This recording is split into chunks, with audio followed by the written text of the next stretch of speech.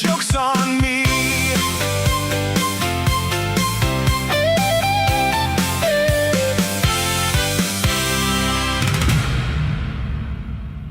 Good afternoon, ladies and gentlemen, on this Friday, July 17th, 2026. Your political play-by-play source, the Owen Report, live for the next at least 3 hours. I don't know. We may go into some overdrive. We may have to do some bonus time tonight because I got to tell you, I've got a loaded news desk, and I don't know if you guys really care much about the news today. I think we've all heard the news, haven't we? I think we've all heard the news. Everybody knows the news, right? Do you need the news? We're so far ahead of the news, we let everybody play catch-up, is what we do on Fridays. We're so far ahead of everybody else, we just let them play catch-up, and we just kind of hang out on Fridays. We do have all of the news. You know, I've got some of the biggest, most damning documents they gave us last night. I've got a full review of last night. I've got all the headlines. I got all you need to know from last night with Trump's speech. But, you know, here we are. And there's no arrests. So I just don't really know what you expect, guys. No raids last night. How many Trump associates, how many Trump supporters had their houses raided in the middle of the night? Roger Stone, Brandon Straka. Go on and on and on. All the people the Biden administration arrested, all their political opposition, you know, they seem to have no problem. You know, what the Democrats showed us is where there's a will, there's a way. And what the Republicans showed us is that there's no will. There's no will. And that's why there's still no way. And now what do you have? The same infighting, the same bickering, the same MAGA fracture that we've been dealing with for over a year now because we aren't getting any results. And this is really, I mean, we've been here before. We've been here before where it's like, okay, this is where MAGA's finally going to demand results, right? This is where the MAGA cult, the Trump cult, is finally going to stand up and find a spine and find a sense of pride and say, okay, if there's no arrests after this, I've got a problem. I don't know how much longer I can trust the plan.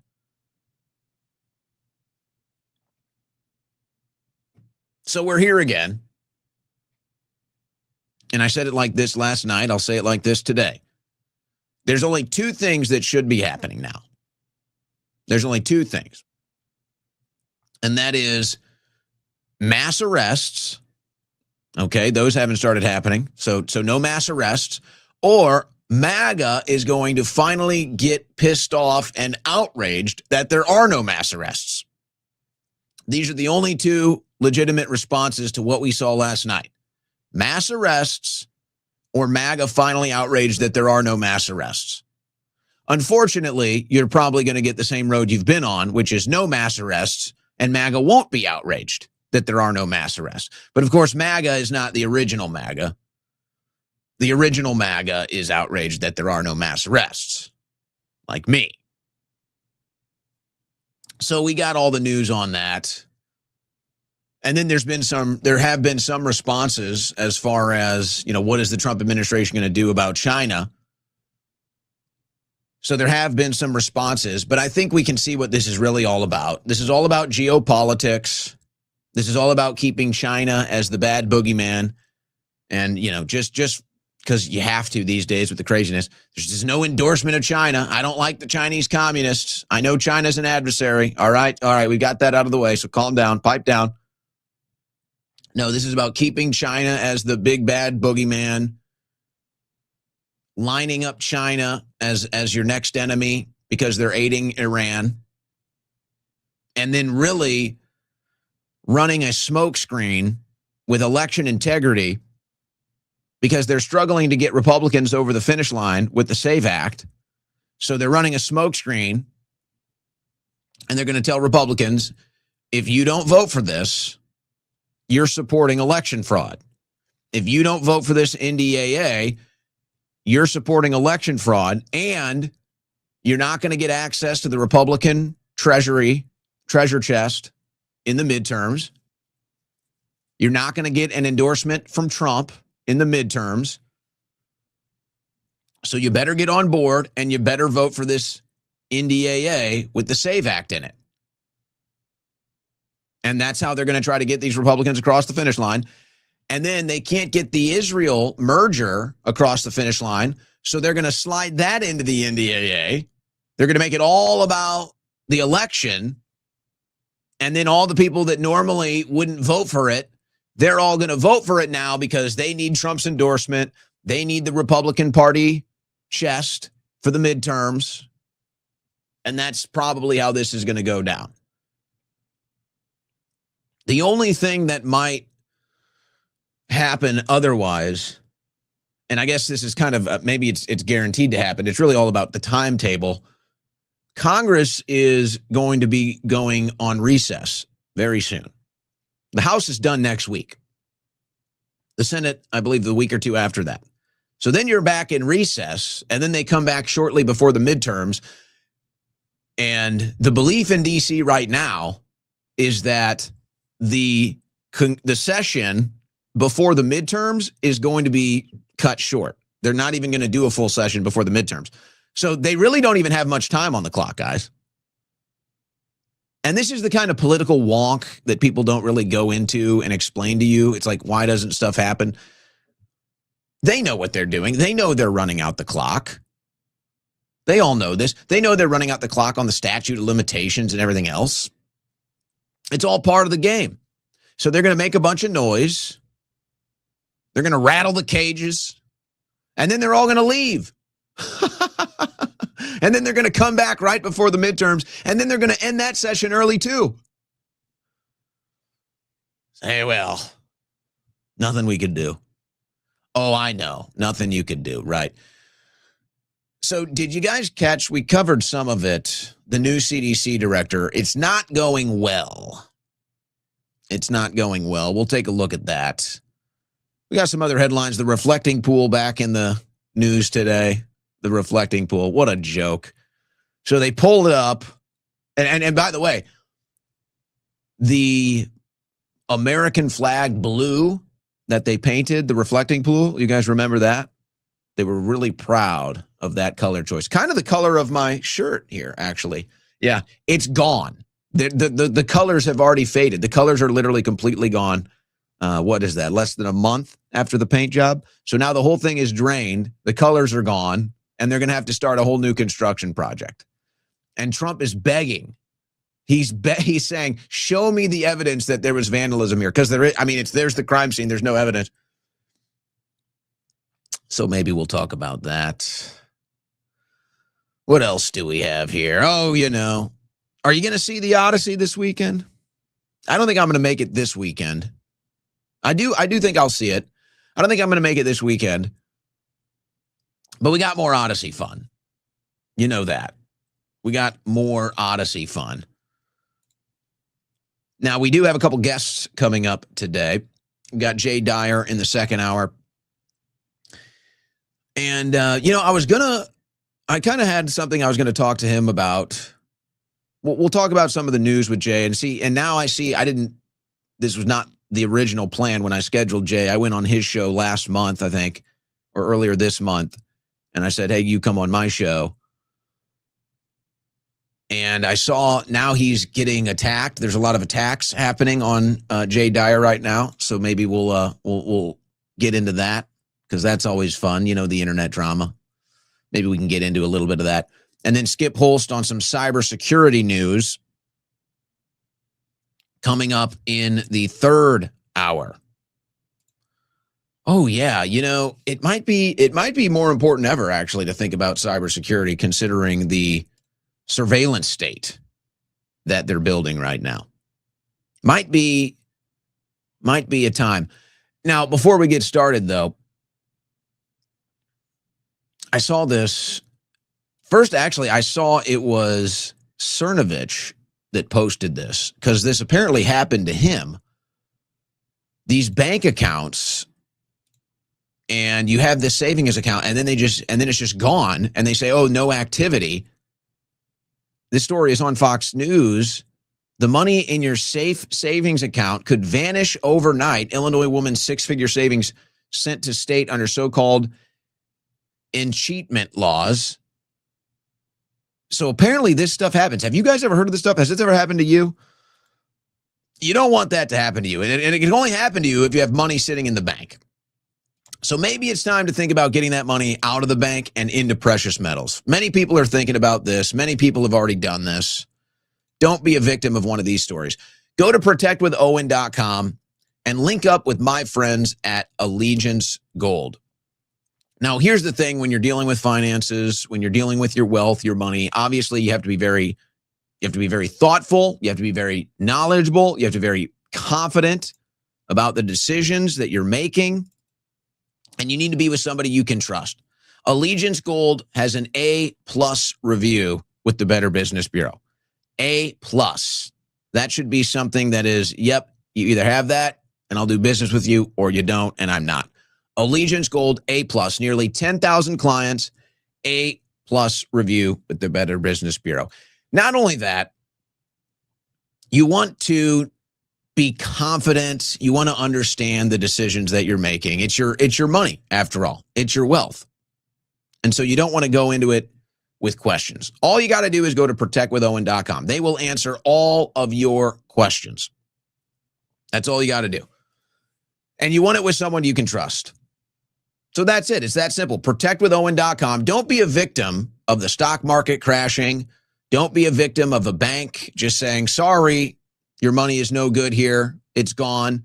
Don't be a victim of keeping your money in a bank account and then there's bank runs and you can't even get it out.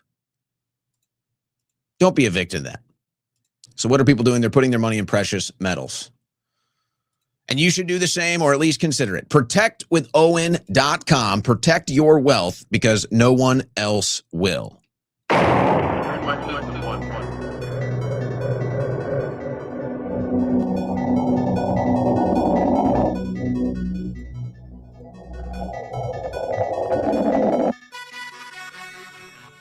On the cutting edge of news and analysis, the Owen Report with Owen Schroyer.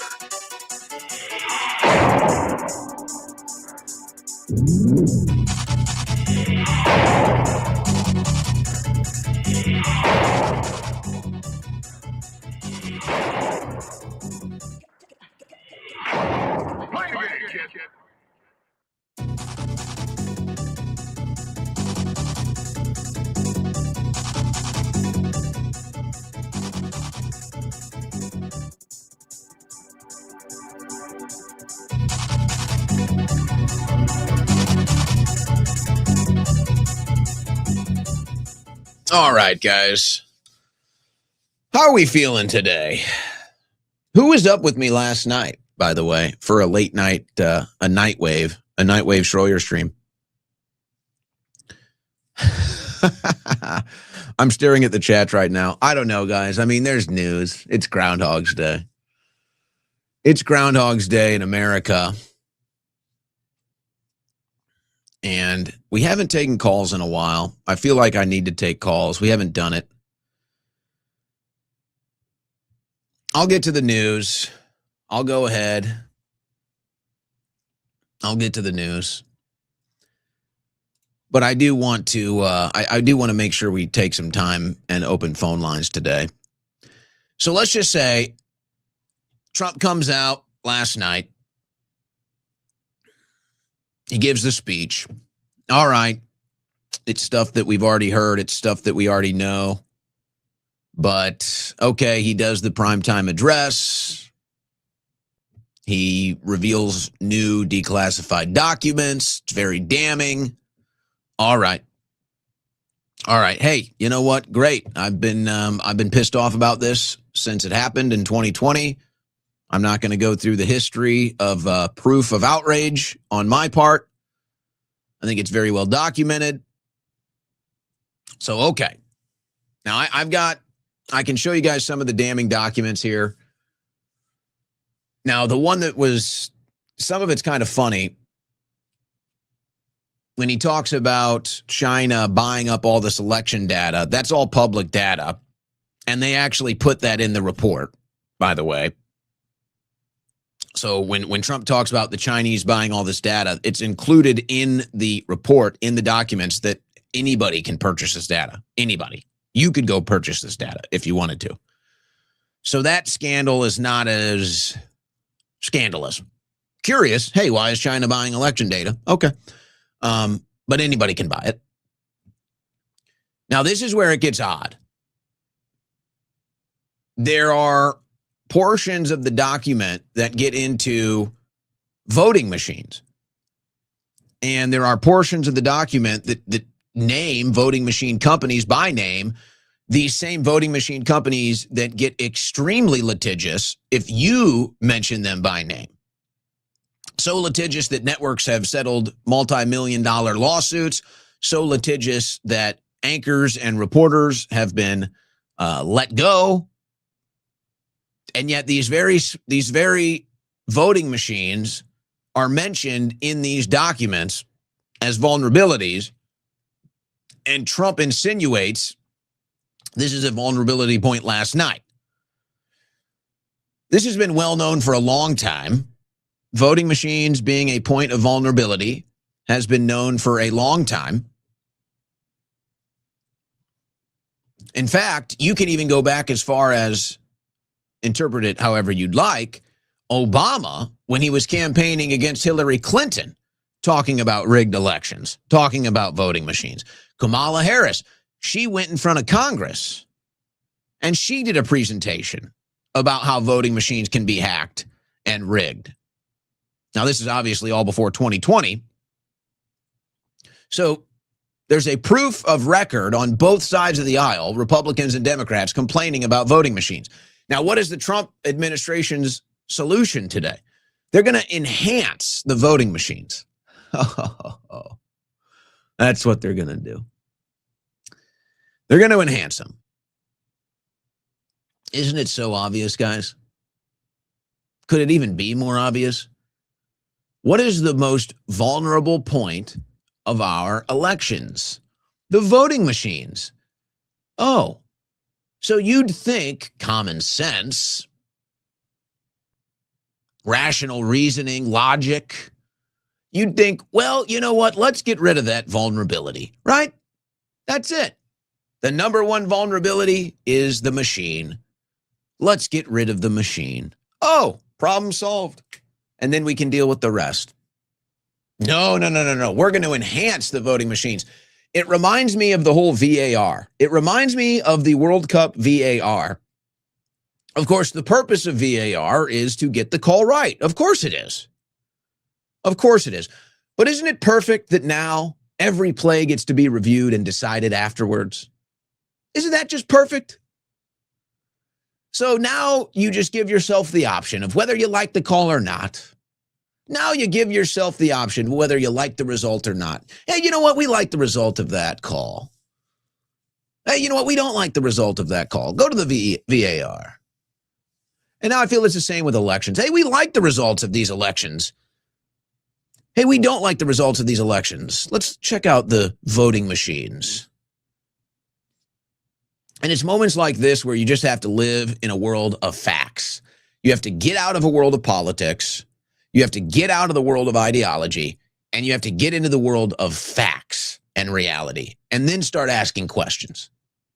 Here's one specifically.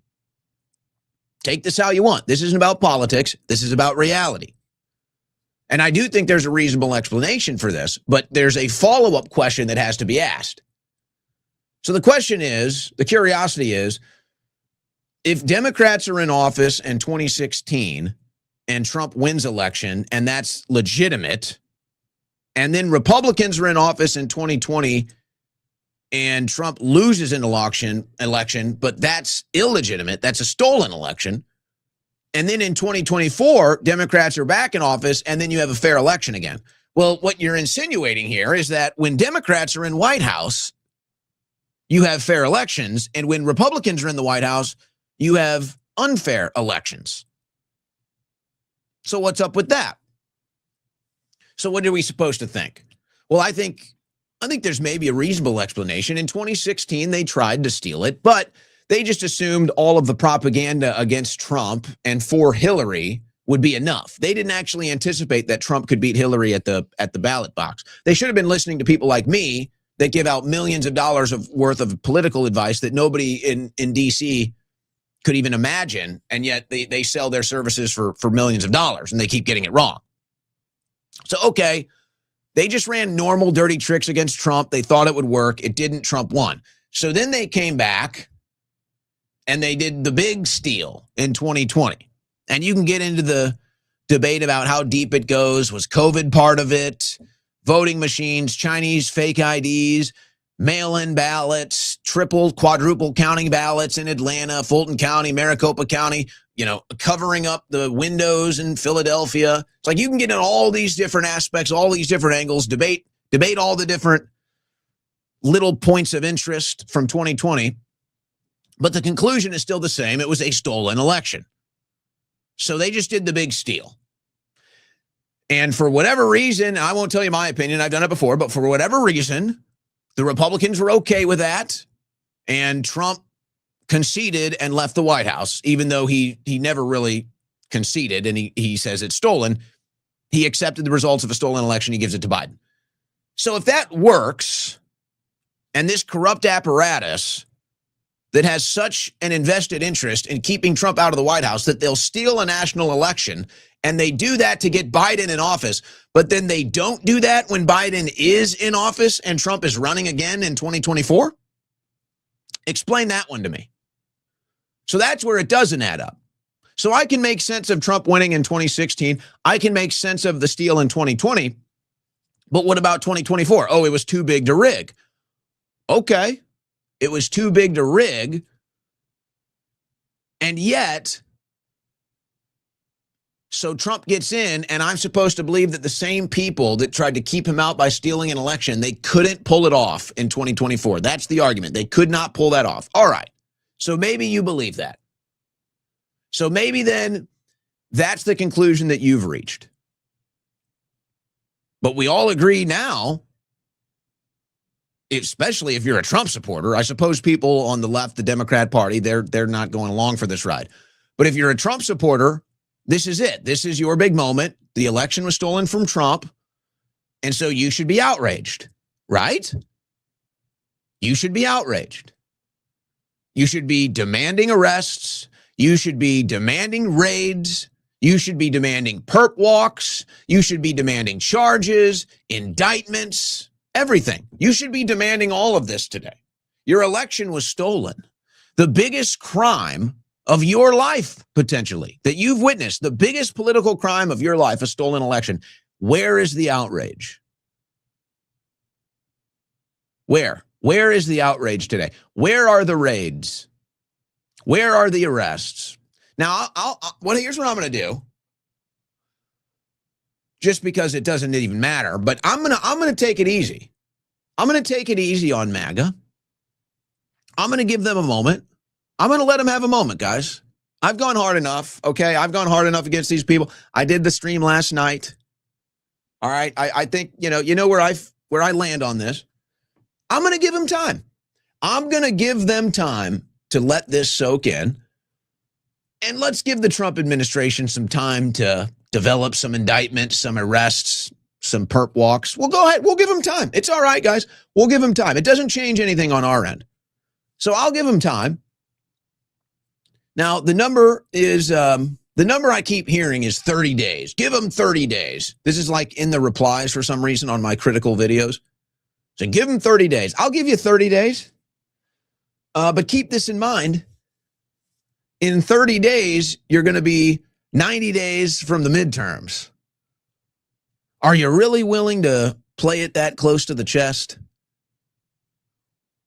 What's going to happen if it's not there in 30 days? You going to ask for another 30 days? Are you willing to take the risk? Or do you demand arrests now? This crime is 6 years old. But I'll wait. I'll give him some time. I don't know. It's not going to be 30 days. I'll give him the weekend at least. I'll give him the weekend. maybe even a week. I might even give them a week and let them, they can rub it in my face about, see, Trump got them. See, Trump's exposing them. We got the deep state. See, Schroyer, see? Okay, let's see. I'm waiting to see. What do you see, Schroyer? Hello? I've been waiting 6 years. What do you mean, see me? See? See?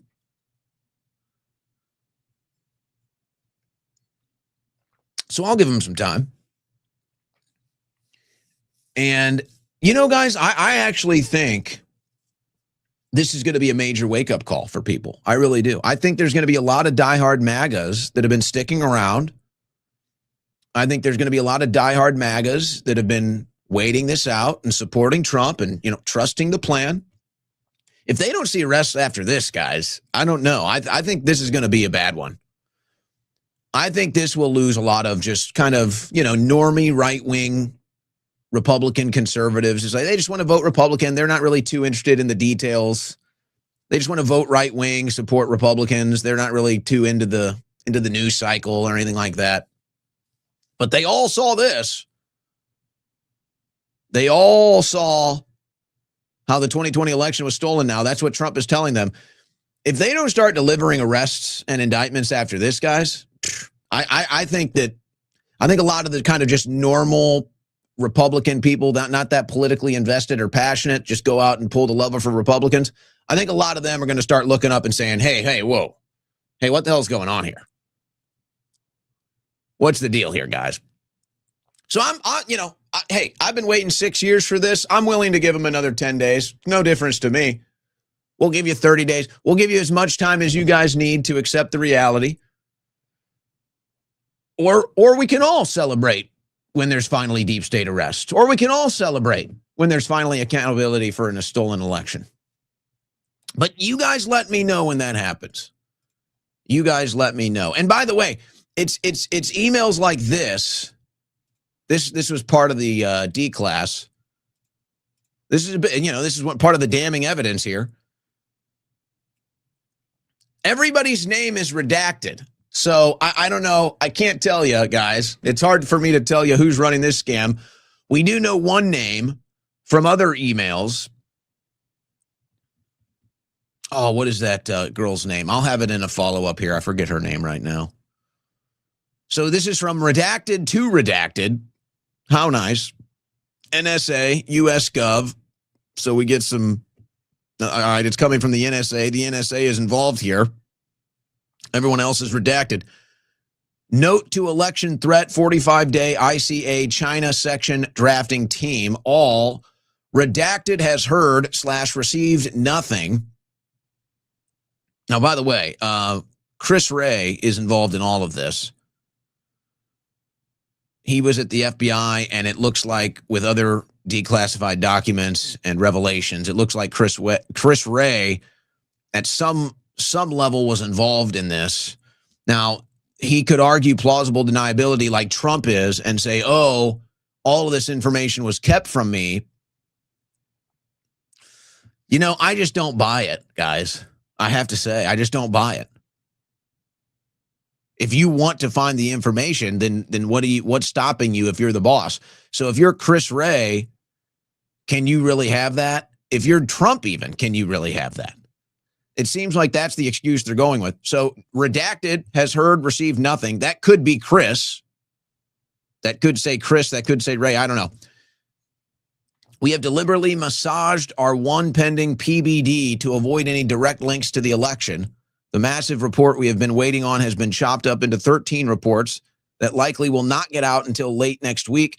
Many / all of them will be cross-posted into redacted or downgraded to redacted so that can be more readily incorporated into the 45-day piece if needed. Now, the reason why this email is important is because it comes out in other emails or other messages with this one gal who was working at the FBI under the Biden administration, under Chris Wray. And this is the massaging they're talking about. And they're saying, we're going to massage these reports so that people don't understand what China was doing in 2020. Let me get this girl's name real quick. I don't want to be Just give me a minute. I don't have it on the desk.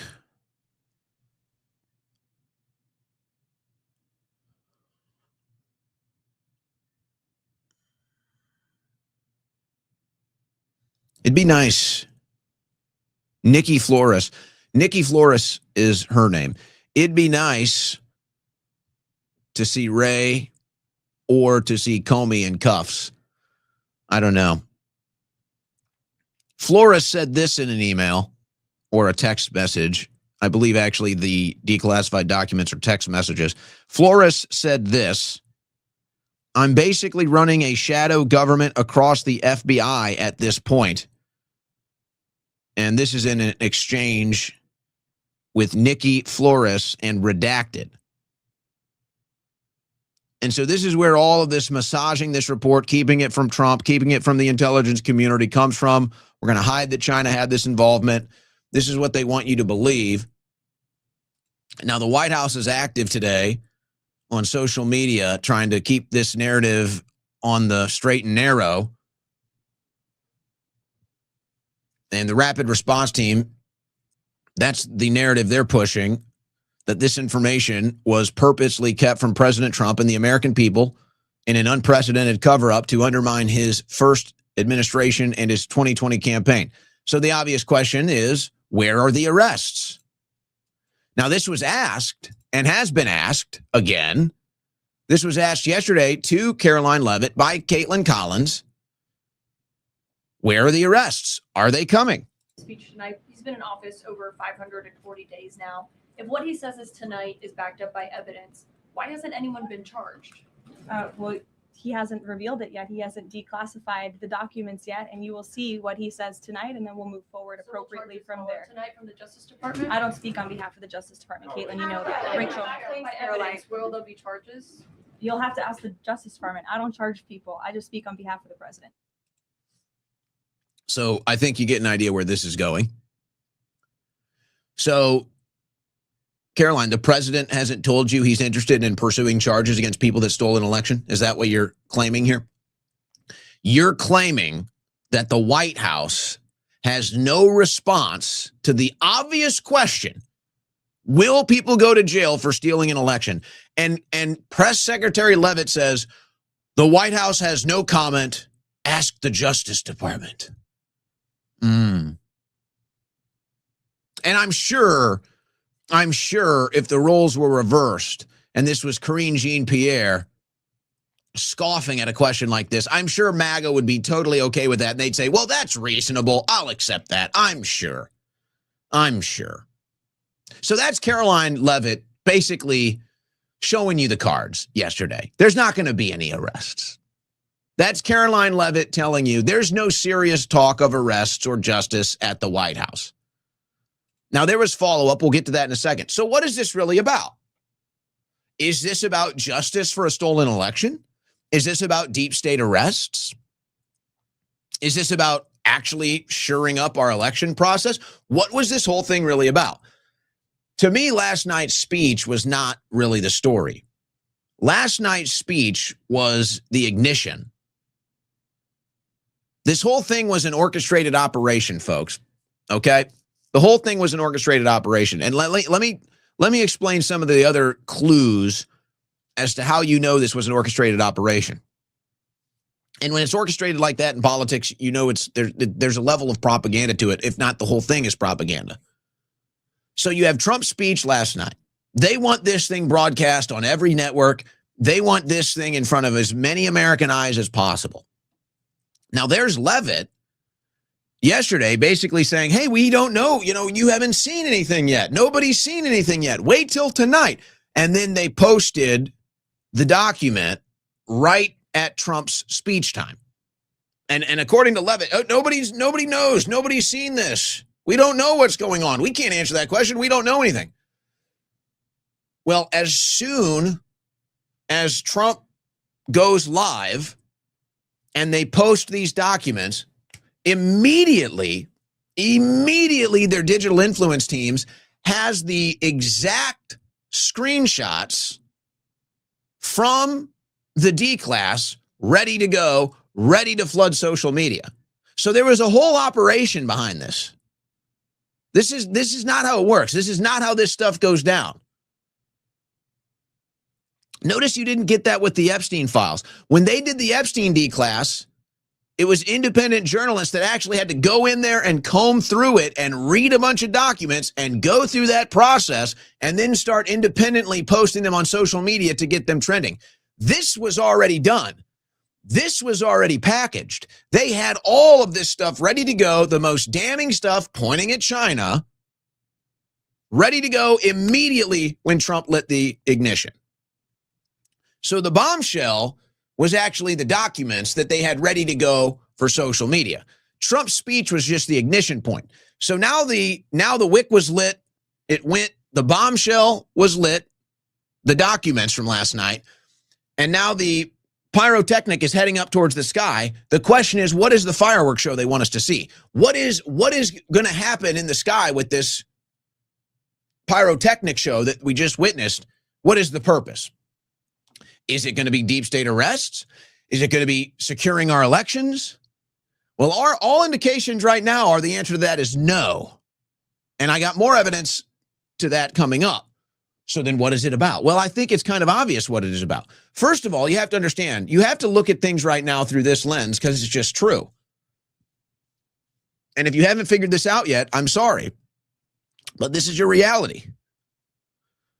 All the things that are actually happening right now are all happening for geopolitical reasons. Trump is a globalist. That's the easiest way to explain everything. Because if you try to go into it, well, it's the lobby, or it's Israel, or it's this, or it's that.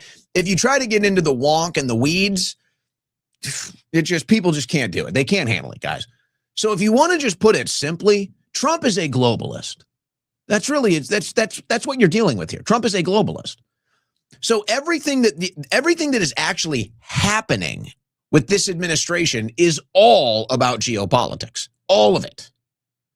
So once you have accepted that and you start looking at things through that lens, you can kind of start to understand why things are happening or why things aren't happening.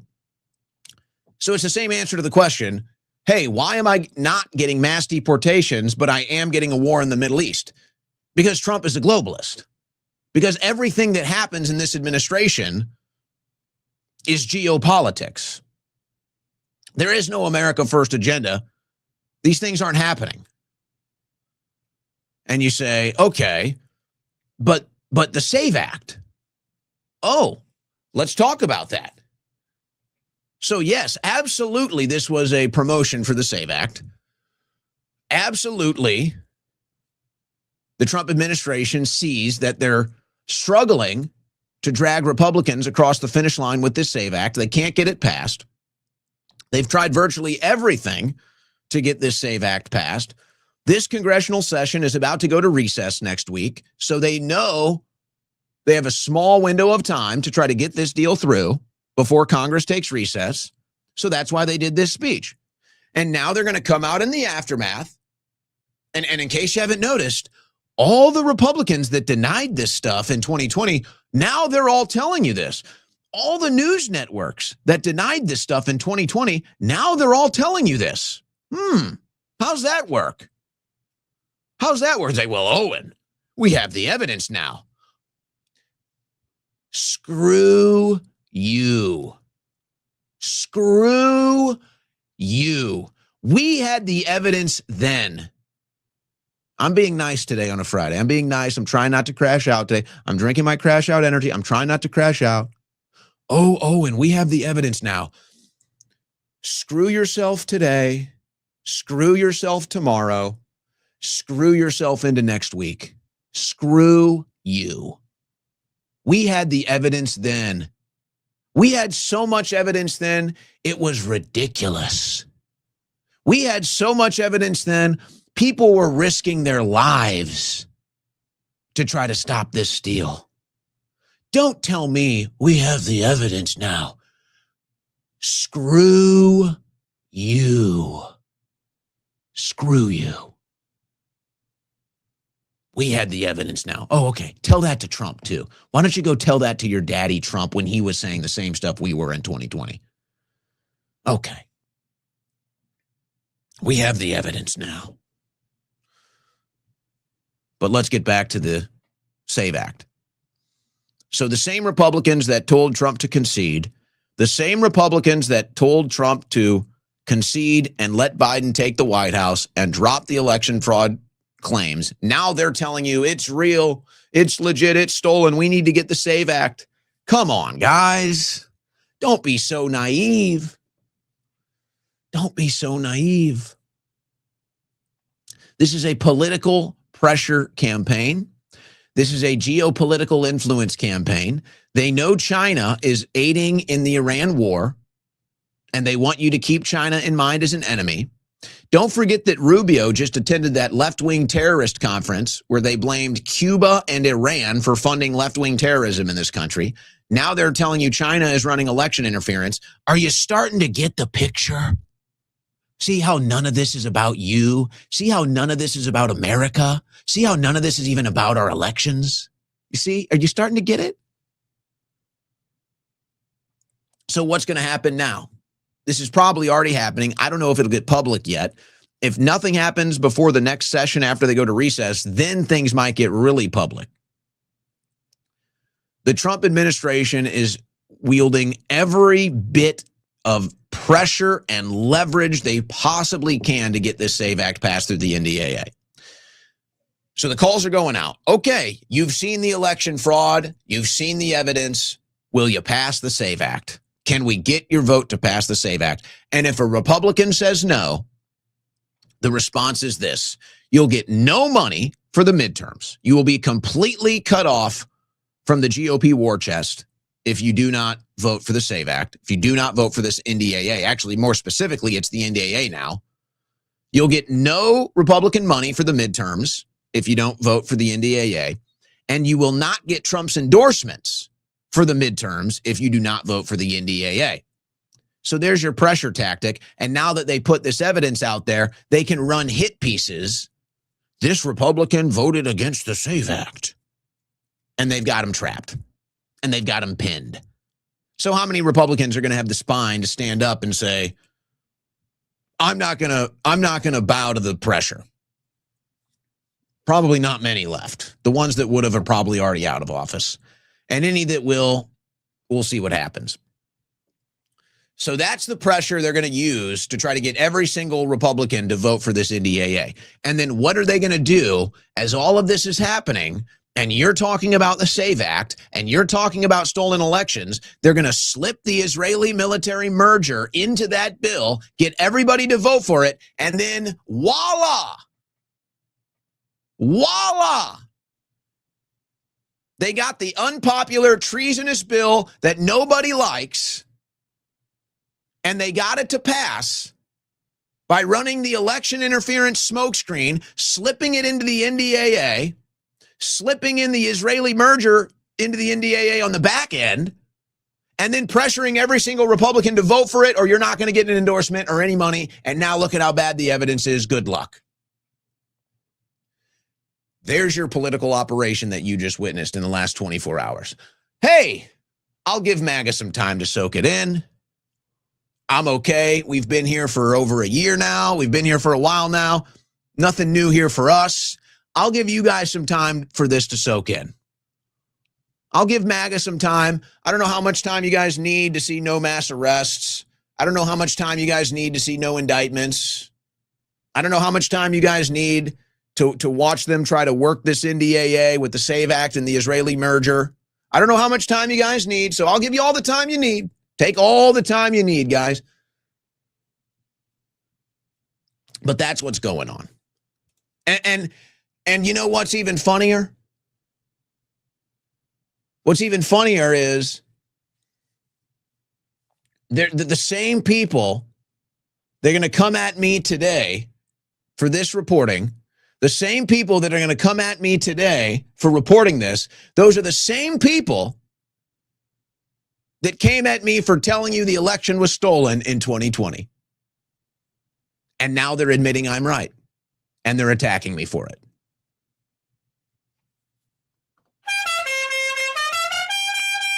This is the world that I live in. So enjoy. Now, John Solomon, apparently this is all his work. This is kind of the word going around in D.C. that he wrote Trump's speech and he did all the legwork and made all the presentation and worked with the intelligence community to put this thing together. That this was all John Solomon, basically. And of course, we know John Solomon, and he's, you know, he's comfy cozy with the White House. He's comfy cozy with Fox News. Okay. And so Solomon, he's outside of the White House, and he gets asked by the media kind of the important question about the whole thing when it comes to the 2020 election. We're not telling the Did president. you acknowledge that there were no votes changed in 2020? All I can acknowledge is what the intelligence shows, right? I only know the intelligence community has zero evidence that someone has flipped, that a foreign power flipped a vote in 2020, 22, or 24. And you have you're able to We're acknowledge not through all the documents. You're able to acknowledge that Venezuela has not tampered with voting machines in the United States. No, the intelligence is very clear. They did it on their own machines. Why is it important that they did it on their machines? Their machine protocols are the same as America. Why? Because for a long time they did exactly And the so same the thing. 2020 election was in fact the results as we the American public. I'm still researching, so let me. This is the first. But one there's no intelligence. Not You've yet. been on Hey, this guys, since he's gotta the go. report. So There he's is no gotta go. intelligence that the election would have said that Donald Trump was President president. said that tonight. Thanks. So even after all of that, and all the hype, there's John Solomon in the moment of truth. Okay, was the 2020 election stolen? I don't know. Gotta go.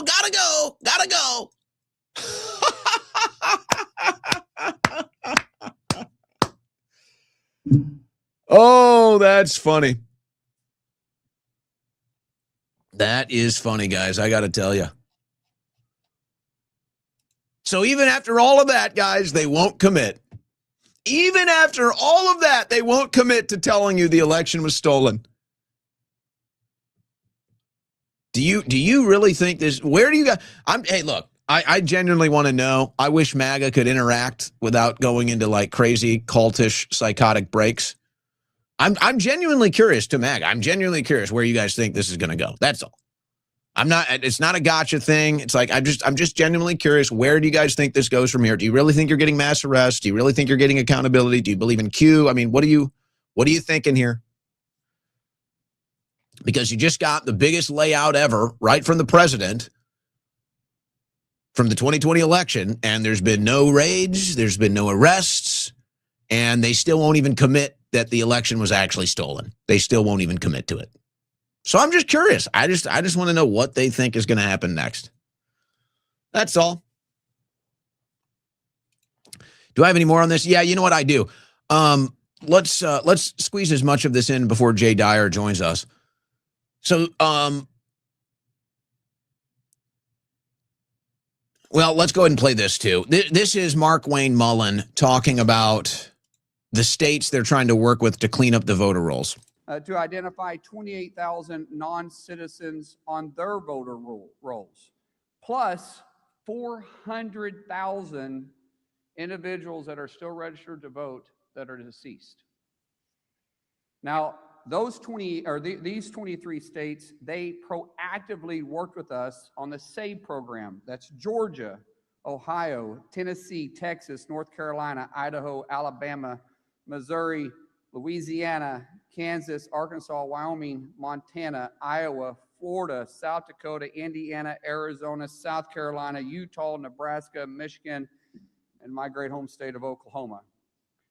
What's interesting to me is we're getting pushback from activist judges that to identify 28,000 non-citizens. So he's talking about all the non-citizens they caught on the voter rolls. And when they go in to investigate in Democrat states, they can't get anything done. Hey, here's an idea. Cut the funding. You know, I don't know. I guess little old me, you know, the blonde hair dye is going to my brain. You know, I've gone crazy here. It's like, whoa, guys, I've lost my mind. But like, if the Democrats aren't going to cooperate in cleaning up our elections, What if we just like cut their funding? I mean, maybe I've lost it, guys. Maybe I'm just crazy. Just a thought. I don't know. Just something that comes to my mind. So then, wow, she made a guest appearance on the show yesterday. I put a little pressure on her, and Kara Castronova asked Markwayne Mullin this on voting fraud today. Kara Castronova from Lindell TV. Thank you so much for doing this briefing today. Is there any analysis on what went wrong with FISA in 2020 and the premature analysis that it was the most safe and secure election? It's now been revealed that obviously it was not. Will Chris Krebs or anybody that was involved in that premature analysis be held accountable? Everybody that purposely misled the American people, abused their power and their authority, and decided not to continue doing their job will be held accountable. What does that accountability look like? I don't know. Is it criminal? We'll pursue criminal charges. If it is not criminal, we'll make sure you never work for the federal government again, and you never have the ability to have a clearance again. So there you go, guys. Nobody from the Trump administration is willing to commit to justice. Nobody from the Trump administration is willing to commit to accountability. Nobody in the Trump administration is willing to commit to, will anybody be arrested? There you go. There you go. Now check this out, in case this wasn't ridiculous enough. Do you think this is new, guys? Do you think this is a new story? Do you think this is an incredible development that you're hearing for the first time? Don't be so naive. This is the New York Post, November 28th, 2019.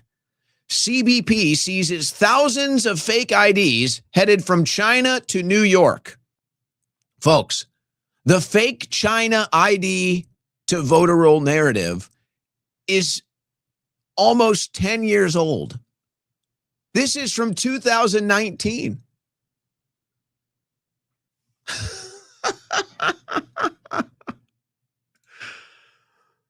I used to have guests, and one specifically, this is from Patrick Howley, who was with National File at the time.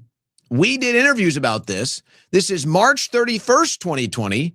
Mass shipments of fake IDs this election cycle are being smuggled into the country from China. And I did interviews with him about that in early 2020. Even that story isn't new.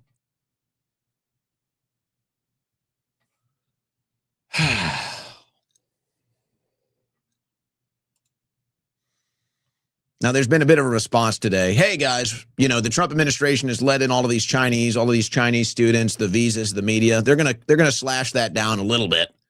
U.S. dramatically shortening visas for foreign journalists. So it used to be 240 days. Now it's 90 days. But nothing thus far on the hundreds of thousands of students that the Trump administration greenlit. China warns of reciprocal countermeasures after U.S. shortens foreign journalist visas. Well,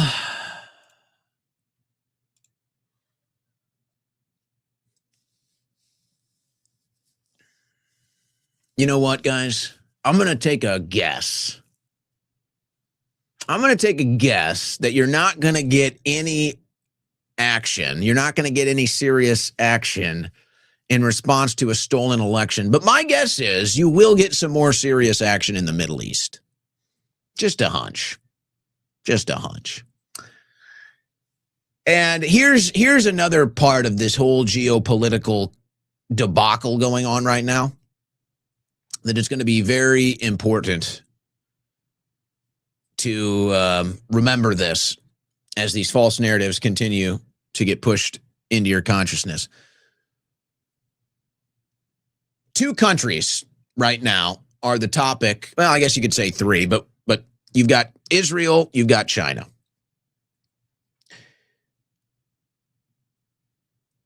Now you tell me, if we actually cut ties with one of these two countries, if we actually cut all ties with China or with Israel, which one do you think we would actually notice?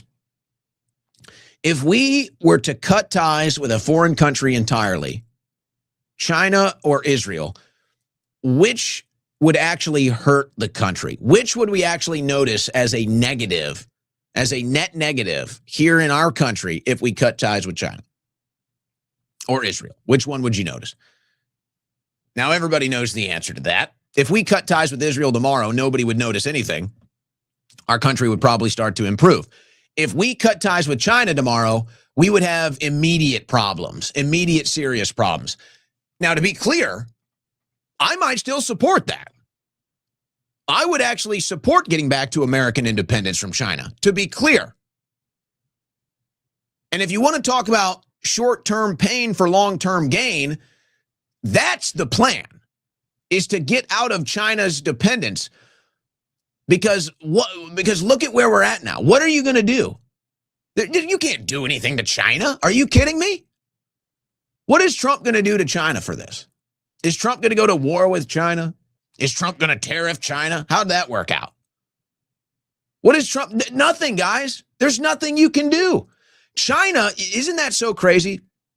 China legitimately, all through, by the way, all this corruption comes out of Washington, D.C. Let's not forget that. All of this corruption comes out of Washington, D.C. China cornered America in, you could argue, like legitimate ways. I mean, I don't want that to be misinterpreted, but it's like, how did Israel get control of America? Blackmail, deception, lies, false flags. How did China get control over America? Economics, trade, intellectual property, manufacturing. So it's like they just, oh, but guess what? If you cut ties with China, you'll notice that in your life immediately. That will hit America in a very short period of time. You cut ties with Israel, wouldn't make any difference in your life. If anything, your life would slowly start to improve. So that's kind of the ironic aspect as these two things are playing out right now. All right, I think we pretty much settled that for now. Let's take a short break, and on the other side of this, we will be joined by Jay Dyer. You're listening to the Owen Report on the Win Network. Guys, we were up late last night. Some of you might have been up with us. Were you able to make it? Were you able to get up today? Were you able to find the energy and the strength to close out the week? Maybe you needed an energy drink. Hopefully, you had Crash Out Energy readily available.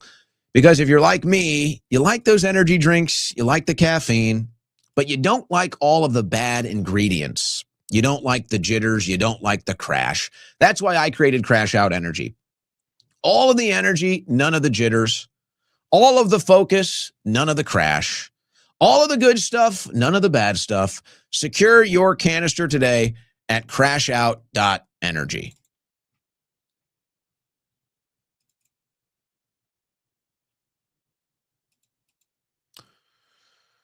Well, I love it when the music doesn't fire, guys.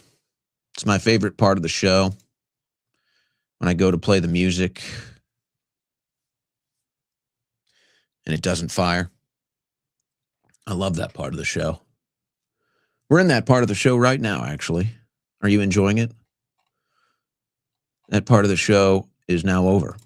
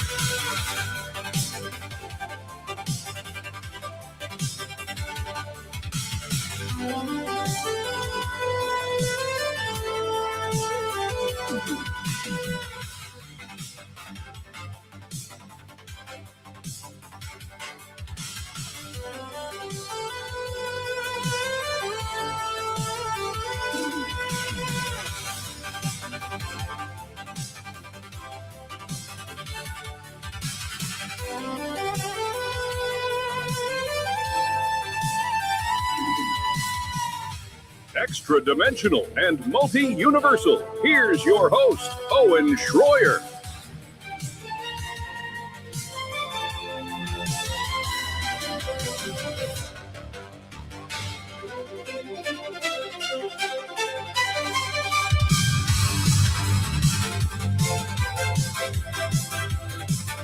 All right, second hour of today's Owen Report.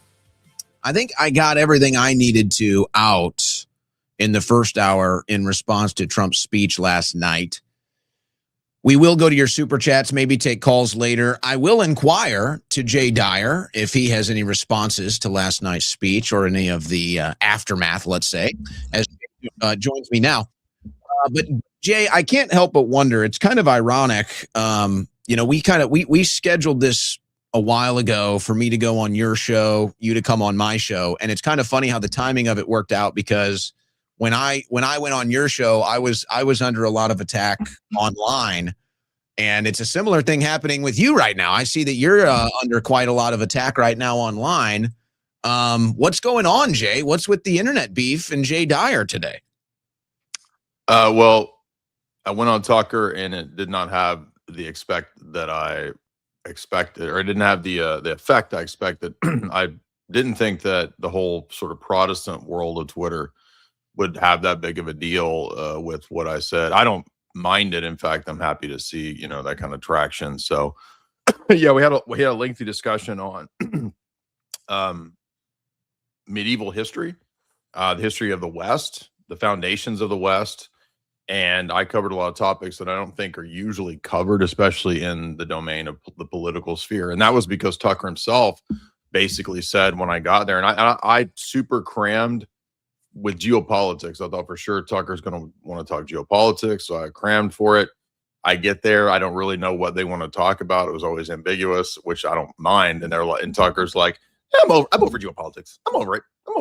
Let's talk about theology. Let's talk theology. So like for the first hour, all he wants to do is talk theology. I know you don't cover that. I'm not trying to get into that. Long story short. Oh, we'll go wherever you want. I mean, this is me interviewing Jay Dyer today, so we can go wherever you want. Well, I'm just saying, I'm not trying to be all, self-obsessed with that kind of, I'm just saying what ended up happening was, as I've learned on larger podcasts, when you do them, you say things kind of in passing that you don't really think are that controversial.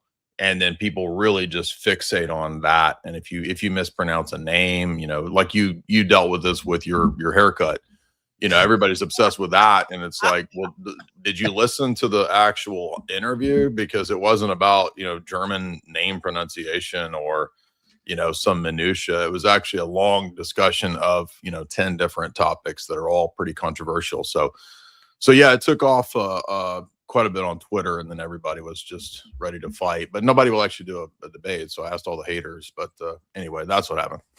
Well, I'll tell you what, in that vein, if I could arrange something for you to get on a stream with anybody, specifically Owen Benjamin, I have a good relationship with Owen. Would you get on a stream with Owen?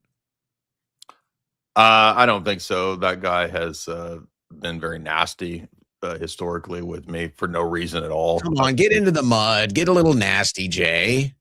I've debated cult leaders in the past, but the past debates that Owen Benjamin's done, he doesn't really debate. He just kind of gets mad. So I don't know that it would be that fruitful, or there would be much point in doing that. Do you know what he wants to debate? I don't think he even cares about theology that much. So I don't know that he would even want to debate that. Well, I just think that these things need to be hashed out, man to man. That's kind of how I like to approach these differences. And that's the only way we can even get any forward progress, I think, on issues. Now, theology is a little different than politics, so I guess that's kind of a different realm. Yeah, again, I just don't think I don't know what he wants to debate, but the topics that he would want to debate probably are not really topics that I cover that much. I know he's like, you know what? Let's do this then. Let's do this, because I can bring up, the Trump speech and everything last night. I'll give you an opportunity to weigh in on that if you want. But you know what? Let's talk about the stuff that you do cover. You cover Hollywood. And, one of the big things that's happening right now, I kind of cover Hollywood too. I don't get too much into it with my show. I'm not like, I guess all of us are getting a little politically burnout right now. I think that's kind of what Tucker was expressing to you. Yeah, exactly. There's a lot of political burnout happening. So I'm kind of I'm going back to some of my roots. I used to be accredited movie reviewer.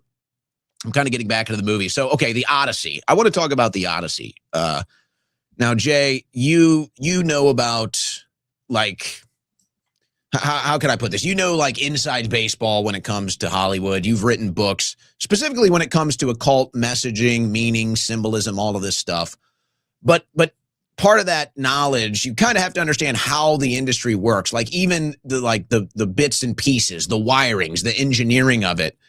And so when I'm looking at the Odyssey, I'm like, okay, the hype behind this is huge. The budget behind this is huge. What they did to film this hasn't been done in years, like going out and shooting this stuff in the wild, like not basing it for CGI or AI. Like they actually did the scenes. This is like classic style shooting of a movie. They actually went out and nailed the scenes. And I'm like, there's no way they're going to tank this. Too much money, too much time, too much an effort. There's no way. Okay, they do the thing with the black Helena Troy. They do the thing with Ellen Page is. You mean Helen of Detroit? Sure. But you know what I'm saying? So I'm like, there's no way they're going to tank it. And I've been going back and forth. All right. We've all seen the preview. Come on, dude, that was a zinger. Come on.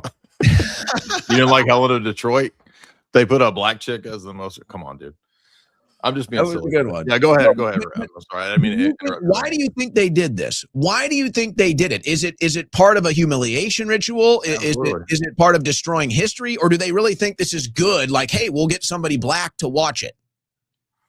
No, it's on purpose. I think somebody said the other day, I forget who it was. I might have just seen it scrolling in the feed, but somebody said the reality is that leftists and what we call liberals, they actually just hate Caucasian, Western, white civilization. And so they have a hatred for that because they have been indoctrinated to believe that that's the source of all of their anger and misery and depression. It's not the actual crazy views that they hold to. It's actually, white Christian men that have oppressed them. So that's, I think, the root of, there's a lot of envy going on. I'm sure everybody saw that picture going viral of that black chick in France, sort of enviously looking at the white chick.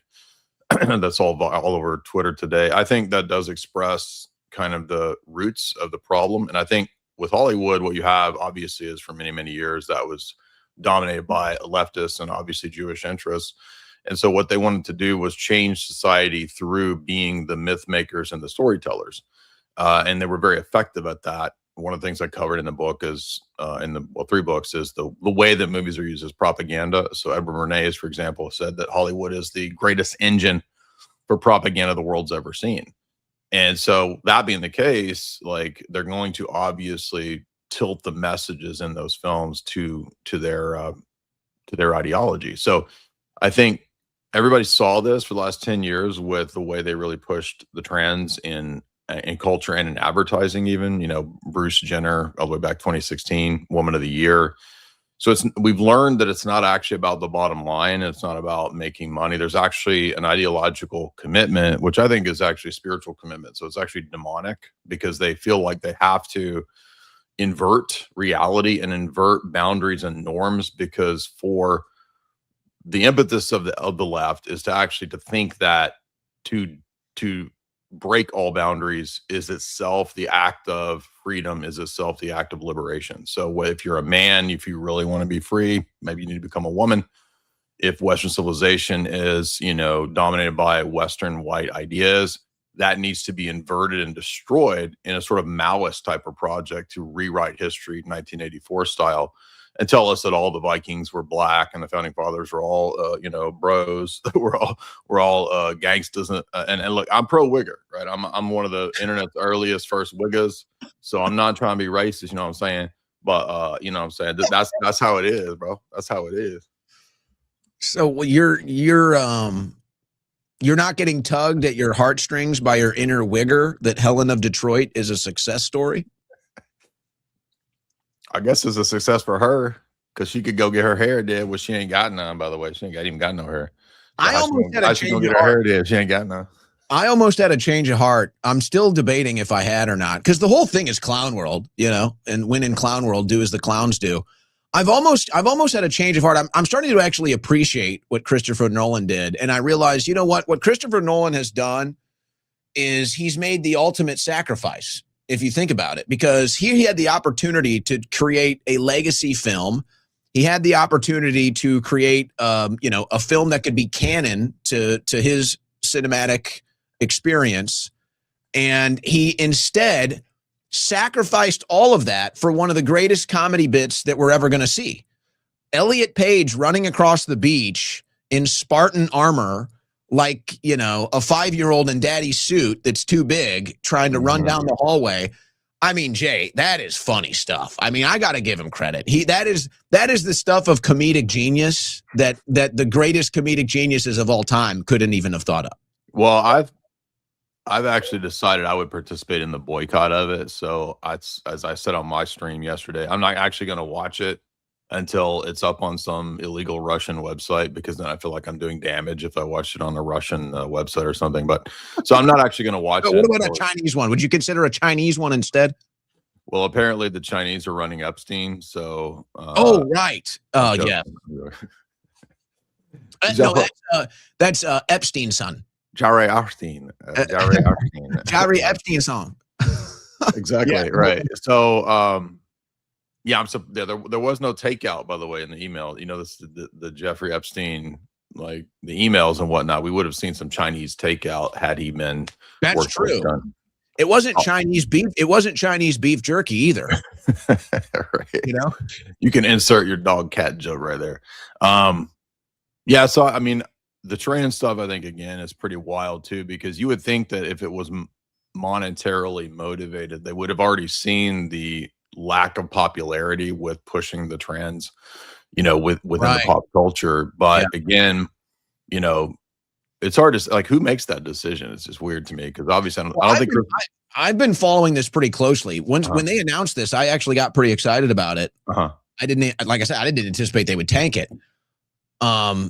So Christopher Nolan seems to be the one behind all these decisions. Oh, really? Okay. When you read all the stories and you listen to all the interviews, it seems like this was all Christopher's brainchild. Okay. They're all giving him, or maybe that's because nobody else wants credit.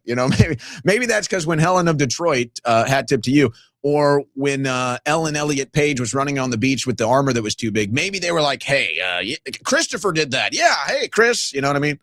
Mm-hmm. Yeah, I think it's kind of tragic because I think Christopher Nolan is talented. I think he has made some really good films, and we've covered a lot of those in my books. We covered like Dark Knight, and I think Insomnia is really good. I think he did really well with even Prestige. I think it's a pretty cool movie, but the Oppenheimer and this more recent one, they really seem like just pandering to the establishment to sort of solidify some sort of, I don't know, future woke stamp of approval would be my guess, which is sad because I don't know his ideological commitments. He probably is a shit lib, but he didn't really seem in the previous films to like force that or kind of push it. But no, that was before the 2016 gender apocalypse of Bruce Jenner. So that's where we are. I think that now we can see kind of what I was talking about in a lot of my podcasts and videos and books was that Hollywood has this. It's not just a monetary, even propaganda agenda. I think there's actually something Kabbalistic and sort of satanic at root. Not saying I know if Christopher Nolan's a Kabbalist. However, I do know that he and his brother have relied quite a bit on Carl Jung and Jungian archetypes for a lot of the shows and films that they've done. So I think there's definitely a Gnostic esoteric influence there, but it also could be Kabbalistic because for those that don't know, the deity of Kabbalah within various Kabbalistic schools, God is actually bisexual. So the hermaphrodite that you see like in satanic stuff with like Eliphas Levi and his drawing of the Baphomet that has both genders, that actually comes out of a Kabbalistic idea that God is a bisexual being, and he created Adam, not Adam in the Bible, but Adam Kadmon, who was this also bisexual being. And then when the fall happened, you got the fall into male and female. So they have this really bizarre sort of esoteric view of the fall within those traditions. And I think you see that in a lot, not just in like Kabbalah, but in like movies. That's why they're pushing this agenda. I think Dark Knight was probably the last great film that Nolan did. I think you're right. I'm not sure he's produced a great film since that. Now, I guess in his defense, that film was pretty much as good as it gets. So I don't know what you can do to outdo yourself. I guess what you do is you chop a woman's breasts off and you put her in armor that's too big and have her run across the beach. I guess when you've mastered everything. One more thing on this that I want to get your take on, because I've noticed this has happened before. I don't remember who directed the Great Gatsby, the recent one with Leo DiCaprio, but I noticed a similar thing happening. It was Baz Luhrmann. So this is part of the soundtrack. This is, I'll play a quick bit from this. This is the official Odyssey soundtrack. This is a song from the official Odyssey soundtrack. Roll in the sea, ending a war. If on the sand, dreaming in a land. You're saying, oh man, they put mumble rap on the Odyssey soundtrack. Right, so you get that. So that's the official Odyssey soundtrack. Obviously, that makes you think of ancient Greece. That makes you think of, the Aegean Sea, everything else, obviously. They put mumble rap on there. That's hilarious. Yeah. No, this has to be like some kind of like inside middle finger. That's what this is. Dude. That's right. That's what I'm saying. The whole thing has to be a big joke. Yeah. Now, let's get back to the joke in a second. The reason why I bring this up is I've noticed this more often, and this is my belief when I used to do my movie reviews, I leaned on something. I kind of did something a lot of other reviewers didn't really do. If you didn't have a good soundtrack, it's almost impossible to have a great movie. You can put together the greatest cinematic experience you've ever seen, and if you don't have a soundtrack that matches it, you will fail. Yeah. Whereas on the other hand, you can put together a average cinematic experience, and if you have the right soundtrack, you can make it great.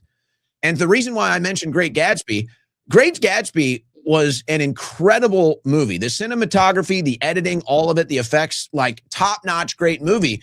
But it never really reached that status of past like a meme because it had a horrible soundtrack. And people might not remember this because that's why they didn't go watch it twice. If you go watch that movie, you'll watch some of these scenes. You're like, wait a second, this is rap music. This is supposed to be 19. I remember that. So now it's the same thing with this. It's like, oh, I'm supposed to go. It's like, okay, I'm going into ancient Greece. I'm going into these wars. I'm going into this legend. And then you hear mumble rap, and it's just like psh, over. It's like you just killed the whole experience right there. Yeah, it's funny because if you go back to the 90s, and I think what his thought process was, that Baz Luhrmann that did that, because he's the one that he basically broke our buddy Jamie Kennedy into Hollywood, with Jamie Kennedy being in the Romeo and Juliet that was very popular in the 90s with Leonardo DiCaprio and Claire Danes. And when they were still white, when Juliet was still white. Is Claire Danes white? It's kind of up for grabs. I'm just joking. Yeah, I mean, in the 90s, they had the idea that you could kind of take pop culture and put it into a soundtrack, and that would definitely help make the movie. And I think the songs that he chose for that movie were pretty good. And so I think what he thought was, I could just do that same copy paste model with whatever's quote popular music wise in 2012 or whenever Gatsby came out, and then I'll just copy paste that now with, you know, whatever's going on now. So, but the problem is that it doesn't really work if you're trying to do some sort of like, you know, high tier, sophisticated classic of Western civilization, right? I mean, they used to do this they would do like Macbeth or Hamlet in the Park, like 10 years ago even, and they would have all black dudes, and they would be rapping, yo, Juliet, what it be? So they'd be rapping, you know. But at least that was like a creative direction. You know, that was like, hey, we're just going to commit to a creative direction. We're not going to bastardize the original creation. You know what I mean? I don't know. I think that's kind of a different approach. Well, I mean, so in academia, you had in the last several years, and even some of the most famous scholars like Howard Bloom wrote a book about the Western canon. And what that is basically just the classics of Western civilization would be like the Odyssey, the Iliad, Virgil's Aeneid, you know, all the way up into Dostoevsky, right? So if you go to university and you study literature and that kind of stuff, you're going to read the canon, or at least significant parts of it. And you're kind of expected, if you're an educated person, to be familiar with these books. And so Harold Bloom called out the fact that there was already, I think in the 70s or 80s, like a pretty hardcore movement to completely erase all of that, because they consider it heteronormative, white, you know, patriarchal, phallogocentric.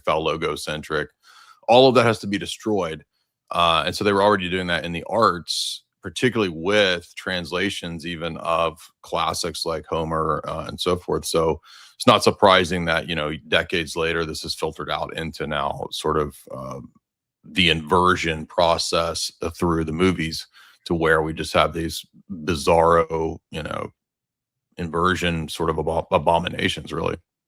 I'll give you my review. I'm not boycotting it. I'm gonna suck it up. I don't think I'm gonna see it this weekend.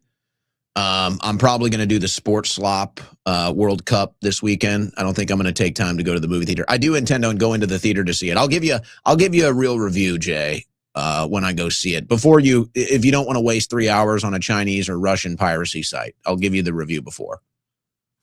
Yeah, well, I did a 2-minute review analysis summary from the trailer that I put on Twitter, so people could watch that if they just want to do the 2-minute review. Which cut did you take? Did you take the Elliot Page cut? Did you take the Helen of Detroit cut? She showed up in the trailer analysis. It's a joke video. You can watch it on X, but it's not a real analysis. So what do you think goes on? I've always theorized that when you see some of these girls that come out of Hollywood, especially when they get involved at a really young age, Amanda Bynes is certainly one example. You know, she was really popular at a young age, obviously a good looking girl. She grows up and then she kind of turns into this like mutt looking, like Muppet character. And I always kind of assumed, you know, there was so much abuse happening in Hollywood. There was so much abuse, especially for young actors, actresses in Hollywood, that they grow up and they basically butcher themselves to avoid it, right? Like they're sick of all the people trying to touch them and get at them sexually, so they just turn into ugly people to avoid it and turn it off. I always thought that was, kind of a process. And I was wondering, do you think maybe that's what happened to Ellen Elliott Page? Because I mean, she was a certified beauty. I mean, she was a certified beauty queen in the last movie she did. I think it was Flatliners. I think the Flatliners movie was the last one she did. Great movie, by the way. She looked great. She looked fantastic. She was awesome in that movie, like skyrocketing to stardom. And then she just butchers herself. It's like, I don't believe, I don't know, Jay. I have a hard time believing that this is about being trans. I do. I haven't read her personal background, so I don't know if she was ever abused. But a lot of times it seems like, in these cases there is, SA or even SRA at times. So all these things do occur. And I've read several books from clinical psychologists on the phenomena of people with MPD, DID, and that kind of stuff. So I think that with some of the trans people or people that have these sort of dissociative breaks, I definitely think there's something going on with trauma and abuse that seems to be a recurring pattern. Again, I don't know her specific situation, but I wouldn't be surprised because, as you said, so many people have come out from the Hollywood scene, it's kind of saying that this was their experience, this is what they dealt with, especially if they were kid actors. Some of the kid actors grow up to be very messed up. Yeah. And that's partly also the parents' faults, because a lot of these parents, I was just on with Tripoli a couple of days ago, and we were talking about this very thing. He was pointing out how psycho a lot of parents are, because they know they can make bank on their kids, pimping them out to Hollywood at a very young age. And that's another reason why so many of these people end up messed up. But yeah, I think there is a component, may not be the only component, but there is a component of kind of, people having handlers, especially as you get really high up. We saw this with Britney Spears and her conservatorship. That definitely appears that there was some sort of handling going on. She seems absolutely batshit crazy now. Whoa. I support Britney's freedom now. I just want to be on record. Let Britney do whatever the hell she wants. I support, if she wants to dance naked with knives, I support it fully. I just want to be on record. I support her total crash out. Brought to you by crashout.energy. Well, what came out was that it seems like there's a pretty tight control of, her life and what she can and can't do. And once it gets up into massive millions, hundreds of millions of dollars with some of these people, even billions of dollars, you can't step out of line. We saw, remember, everybody's already forgotten with Ye. Ye had his trainer, Harley Pasternak, who basically said, if you don't get in line, we're going to drug you again. So, I mean, and he showed the text message. Very public, that was a very public series of events there with Ye that we've seen. Yeah. Leading up to now, he's selling out biggest concerts in the world. Well, and then he apologized to the rabbi. I have a feeling we're going to go back. Once Ye finishes this world tour, I think we're going to see the next cycle of the crash out. I do. Well, maybe he'll, I don't know. What's the next phase? He'll become a Viking, a neo-pagan Wignat. That'd be a funny phase. I mean, if Jacko could become white, why can't Hey, you know what's in right now, Jay? You know what's trending right now is the blonde hair. I'm just saying. Are you saying you're going full Viking Wignat now? I'm just saying, if Ye wants to join the trend, if he wants to join the cause, we'd bring him in, we'd support him, and I think it would look good for him. I think he's done it before, actually. I don't know. I anticipate, they were still trying to cancel his concerts anyway, so I anticipate when it's all said and done, he'll probably come out and say something. Well, when Ye steps down, and a lot of the wigger rappers are a bunch of gay dudes anyway, that opens up the door for your boy right here to step in and be the number one wigger. So you ready to fill? There'll be an open spot vacuum. That's that's my play right now. How funny is it, by the way? And I'm sure, if you go back and you listen, there was kind of this transition from the 90s to the 2000s.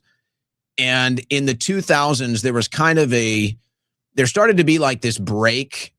It kind of started with Biggie, actually. And I think maybe this is why he got shot. But if you listen to even some T.I. stuff, some DMX stuff, even some Eminem stuff, strangely enough, in their lyrics, they all talk about how everybody's gay. Have you ever noticed that? They all talk about how everybody in the rap industry is gay. Yeah. And it's you don't really listen. It's how many people are actually listening to the rap lyrics, I guess. But you go back, you listen, and then it was T.I. calling everybody fake. I forget. Hold on. You saying targeted individuals is a rapper now? This is the TI from the ATL. He spent some time in prison. I know TI. I was making a joke. I know. But isn't it funny? It's like they were singing about how everybody was gay, and the whole thing was just a bunch of gay dudes in the rap industry. Like that's all been written down in lyrics since really the 90s. Well, I remember there used to be old interviews with Professor Griff in the 2000s, like some of the earliest YouTube conspiracy videos were Professor Griff saying that all the rappers are gay on the down low. And then you had Cat Williams come out and say, everybody's gay. They all trying to get in each other booty holes. So we found out that the rap scene, especially the gangster rap scene, was like fake and gay. And it turns out like Dre and all these people, like there's these pictures of Tupac, right? Like resting on a hotel bed on the breast of his buddy. You see, Tupac has like audition tapes where he's, very flamboyant. Yeah, exactly. And yeah, I mean that's been said for a long time, and I think that's probably. And then we saw with Diddy, right? Diddy's basically getting up in everybody's booty hole to get. Well, Diddy is kind of like, yeah. Diddy was kind of like the ultimate. It's like, look, he's Jeffrey Blackstein, dog. You got to ask. I mean, it's like, okay, we're having these parties. It's like at a certain degree, okay, hey, whatever. I like hot women. Okay, I like having parties. It's like you'd think when you get to a certain point where he's dragging you into a room with cameras and baby oil and a bunch of dudes, you'd think you'd be like, whoa, that's enough for me. I'm good here, bro. I'm good. And it was also not just, fellow brothers. I mean, he seemed to have some pretty weird relationship connections with Justin Bieber, so there was all kind of weird shit going on. And he looks like he's got all the signs of abuse at a young age that he's showing now. Yes, I think he said something the other day like Mariah Carey's mom Mariah Carey ate her mom. So yeah, pop star is not the pathway that you want to put your children through. They all like 99.9% come out just absolutely insane. So they get used up and chewed up by that system. But there is a satanic component to it, which I think people should pay attention to. They even brag about it at times. And then there's even cases, if you really follow the trends, you can see like, I kind of look at one case is, if you remember the Hanson brothers. Yeah. The Hanson brothers were the it band for like, okay, these guys are the next big thing. And they were obviously talented as kids. So they had a couple big hits in the 90s. And then their parents were like, we're not selling you out. They're like, we're not going to let you guys get run by this evil, dark industry. And so nobody ever hears the rest of their music. Nobody ever plays the rest of their albums. They actually made some decent albums after that. They actually kept making some decent music that probably would have gotten played on the radio and been very popular. But because they wouldn't sell out to the industry, they were just said, sorry, no access, no play for you.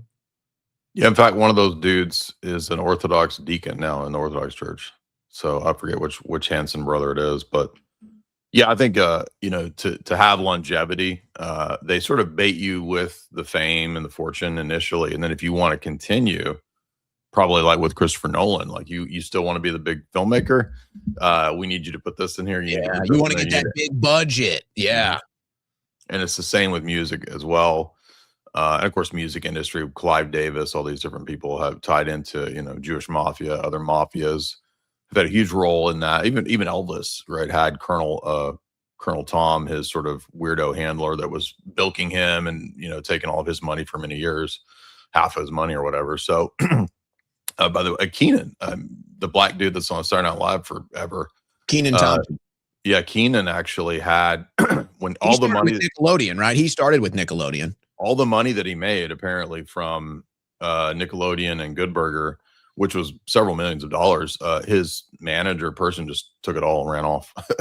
So he had to literally start over when he got on SNL. He was like living on people's couches and stuff. So this is very common, I'm saying, with like these people being just like voracious, rapacious, goblins in that industry. So that was that was the story of the Backstreet Boys and NSYNC. They did a documentary on that. What was the producer's name? He's in prison. Yeah, there's I get those guys. There's Dan Schneider, which is the Nickelodeon guy, and then there's another guy that you're talking about that was the touching all the butts of the boy bands.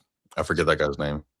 I forget. I don't know if he was ever, I don't think any of that ever came out other than maybe accusations, but he did get arrested. Man, I forget that producer's name. Hey, here, I got a question for you. Have you ever covered David Crowley? I don't think so. Who's that? Jay, this is mind-blowing to me. I'm actually stunned. I was shocked that I'd never heard of this. So David Crowley, the only reason I found this, his neighbor, he lived next to this guy. So David Crowley was an old film producer. He worked in Hollywood. I mean, he was pretty high up there. But he didn't like the evil nature of Hollywood. So he tried to go independent, and he was about to produce a film. I think it was called The Gray Area or The Gray Film or something like that. It was kind of exposing the dark truth of Hollywood.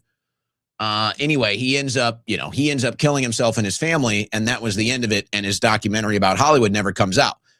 And he has this neighbor that he was friends with, and his neighbor recently made this video because something else hit the news cycle, and it was one of those sparks in his mind. And he was like, I used to talk to David, I'd see him all the time, and he'd tell me all these crazy conspiracy theories, whatever, about Hollywood. And it was just like, whatever, we're just talking, we're just bullshitting out by the, the trash cans, out having a barbecue, whatever. So I didn't really think much about it. I discounted it. And then they came out, and the official story was that he killed himself. He killed his wife and kids, and he was there. He was there that day. He saw it, and he just believed it. And then it kind of went out of his mind for a while. And then there was I forget what it was. There was some news story that hit, and he shot this video that went viral. He's like, hey, let me tell you about David Crowley. I'd never heard of him either, Jay. I'm shocked that even you that's been down this rabbit hole, check out the David Crowley story. This thing seems really dark. Now, the rumor is, again, this is the rumor, that after Crowley committed suicide, the Hollywood elites were telling everybody else in the industry, if you dare try to make a film like this, this is what's going to happen to you. So that was kind of the rumor mill at the time. And his neighbor was like, I never believed it. Now I saw this news story and it all clicked for me. David Crowley. It's weird how that story gets buried. It wasn't even that long ago. I think it was about 20 years ago. Oh, that's crazy. In fact, these kinds of stories pop up all the time that I've never heard. And a lot of my focus when I was writing those books was on the relationship between like espionage and, geopolitics and film, and how film's used by, intelligence agencies, that kind of stuff. So there's always new stories popping up. I think I mentioned it in one of the books, but there was another guy like that who, it's a famous story. I forget his name, but he was working with, I think, the CIA on a film. And this is late 80s, early 90s. And he was found dead with his hand cut off. So for some reason, he had his hand chopped off. They found him dead. There's all these suspicious, connections that he had. Probably everybody's heard recently about, Tom O'Neill was actually testifying at the hearings about MK Ultra recently, who wrote the, Chaos book about Manson. And a lot of people have been saying for many years that there was these suspicious connections with Manson and the CIA and in Hollywood. So again, music industry, Hollywood, they're absolutely overlapping, connected. It's all mafias and organizations that in CIA that has a huge role in all these, and not just the CIA, obviously Mossad as well, British intelligence too. So, there have been cases, for example, I think we covered in one of the books, there have been movies that were used as cover for like CIA operations. So the filming of a movie, and in fact, Ben Affleck made his, Academy Award-winning movie Argo about that. Argo was about the CIA staging a movie film production in Iran, which was a cover so that they could run a CIA operation. He did another one. Didn't he do Gone Girl too? He did Gone Girl. Well, he's in that. That's David Fincher is the director of that. But David Fincher usually does some kind of MK Ultra trauma-based mind control movie. So that's a theme throughout most of his movies. But Ben Affleck, I don't think direct. He might have had a role in producing or something like that. But it's a Fincher movie. But actually, Affleck has a really interesting background because a lot of the films that he's done are actually openly in consultation with the CIA, and he's very proud. He touts that role all the time. Claire Danes, same thing. I think Jim from The Office, John Krasinski, he's made several films in concert with the CIA. So this is kind of a well-known thing, but that's at the sort of the propaganda side. And so what I'd sometimes do is go into like the darker side of it, and like you're pointing out with some of these, people who've shown up dead. And there was a case where the FBI, for example, in one case in California, they set up an entire fake film studio to entrap people in one case. The Soviets had an entire fake front film studio in the UK in the Cold War.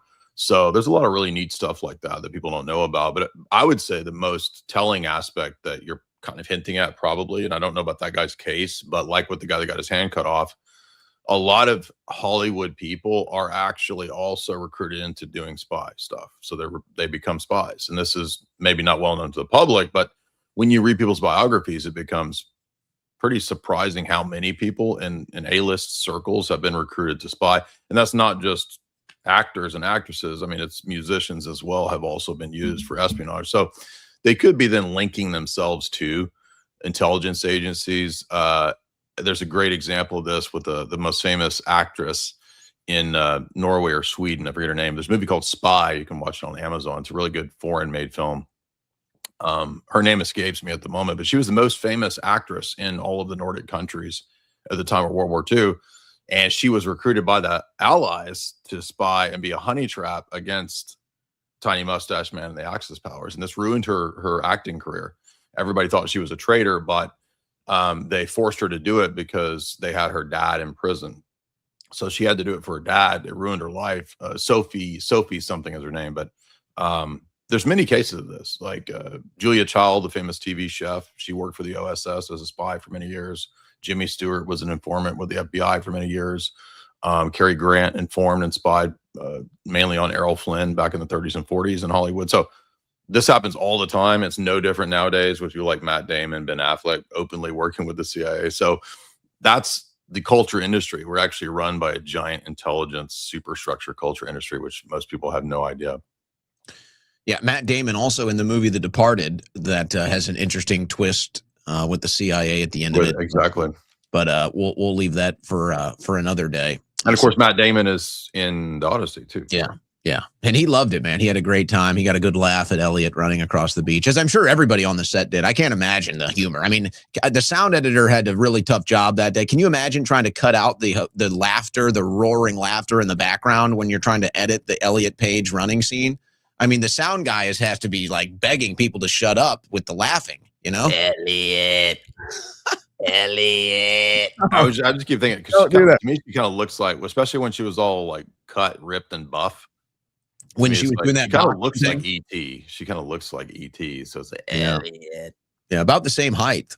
I think. Right, exactly. I think they're about the same height. And of course, what you're talking about is kind of common. That I don't know if that was the exact story that they were using in Inglourious Bastards, but obviously that was written into the script of Inglourious Bastards.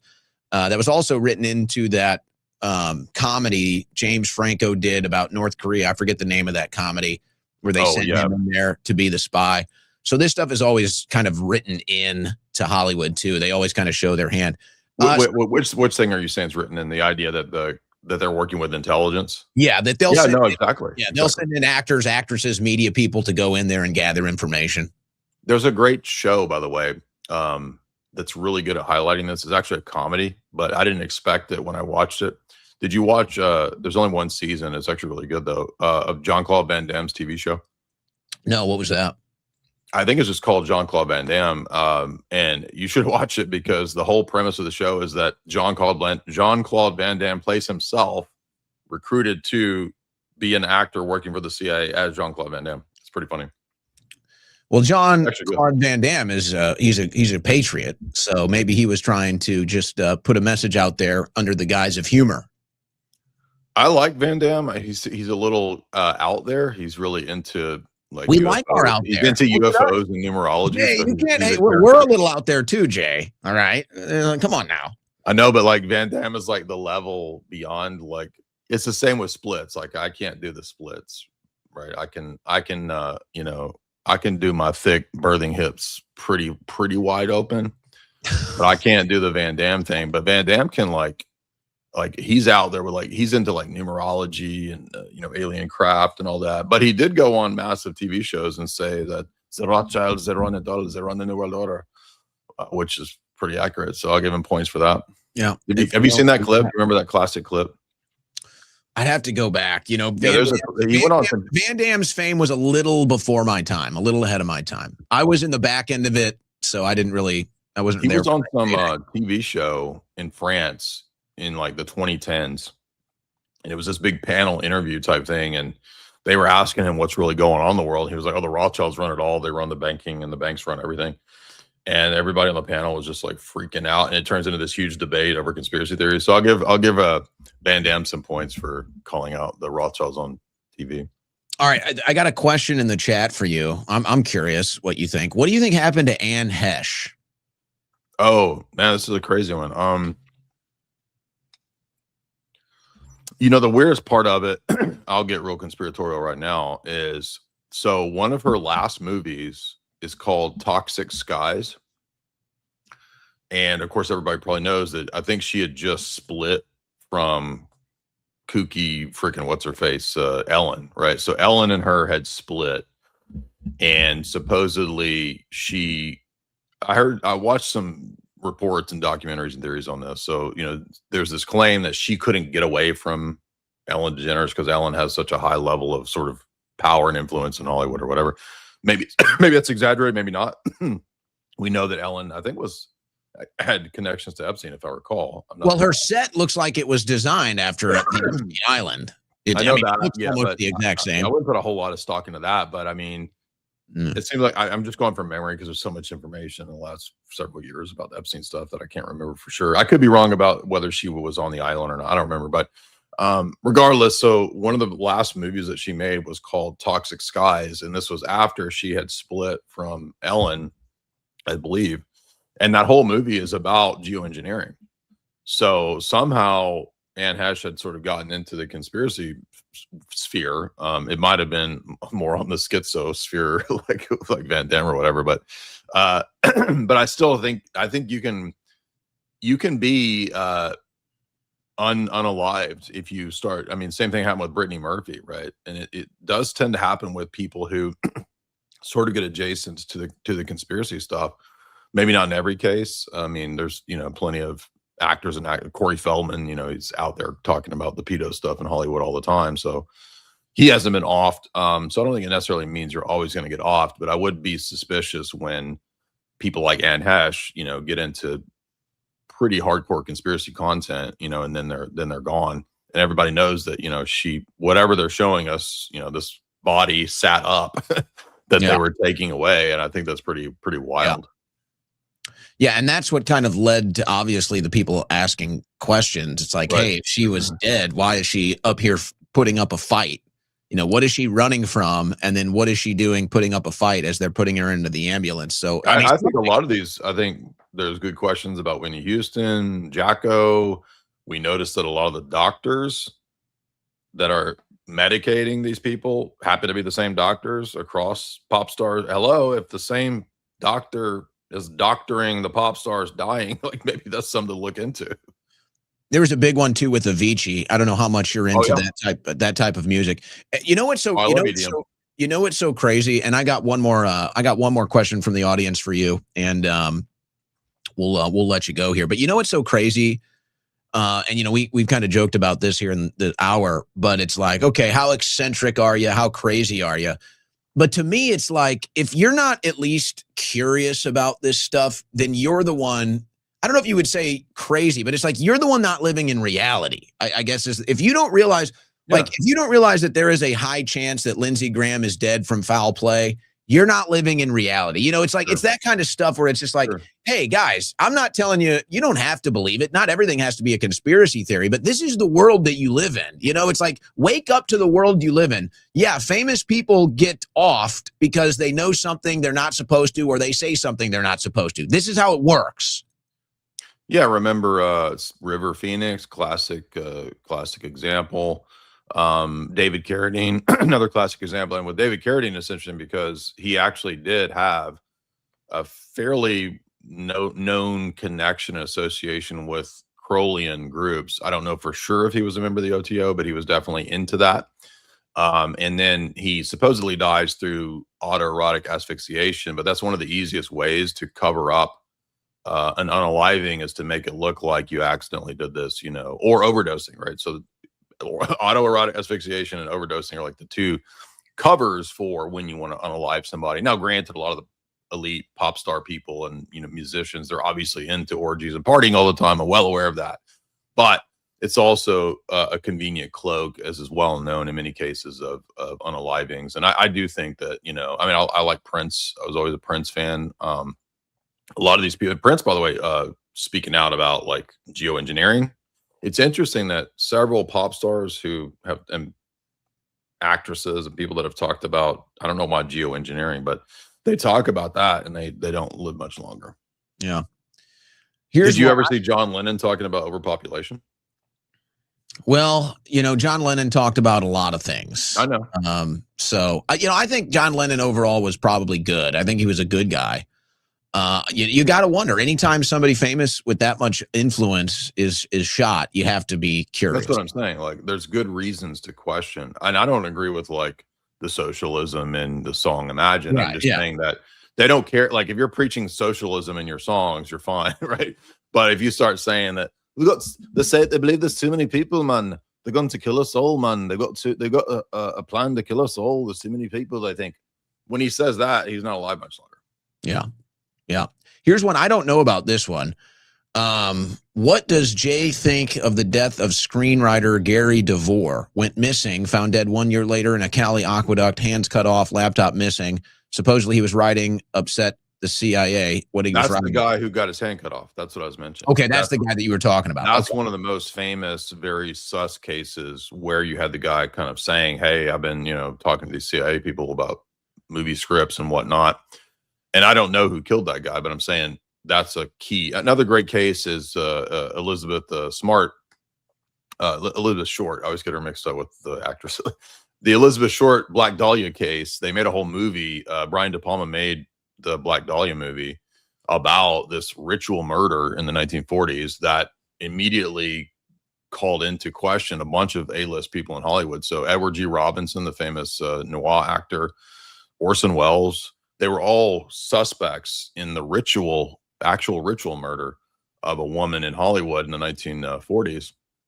And then nowadays there's that guy, Hodel, that wrote a book saying that he's pretty convinced that his dad was the Black Dahlia murder. But there was also people like John Huston, other, big directors and people that were in the circles of Hodel, who were all having orgies at this one place together. Again, very, very similar to the Manson situation, like a couple decades later, where you're having these orgies. And the story about even the Manson, and again, I can't verify this, but the story is that a lot of these parties were filmed. And so part of the reason there might have been murders is that if you've got, A-listers doing orgies, this could wreck your career. So maybe even the ritual murder stuff might have been a cover for, hits on people. Well, and we know that they were filming this stuff now. I mean, we know Epstein had all of his places bugged with cameras. Diddy had the cameras going. In fact, that's how they're trying to get Diddy out, is they're saying he was just filming adult content. Well, this is not new. That's why, like, this is so crucial to understand. Like, people, we just hear about this now with Diddy or with, Epstein. No.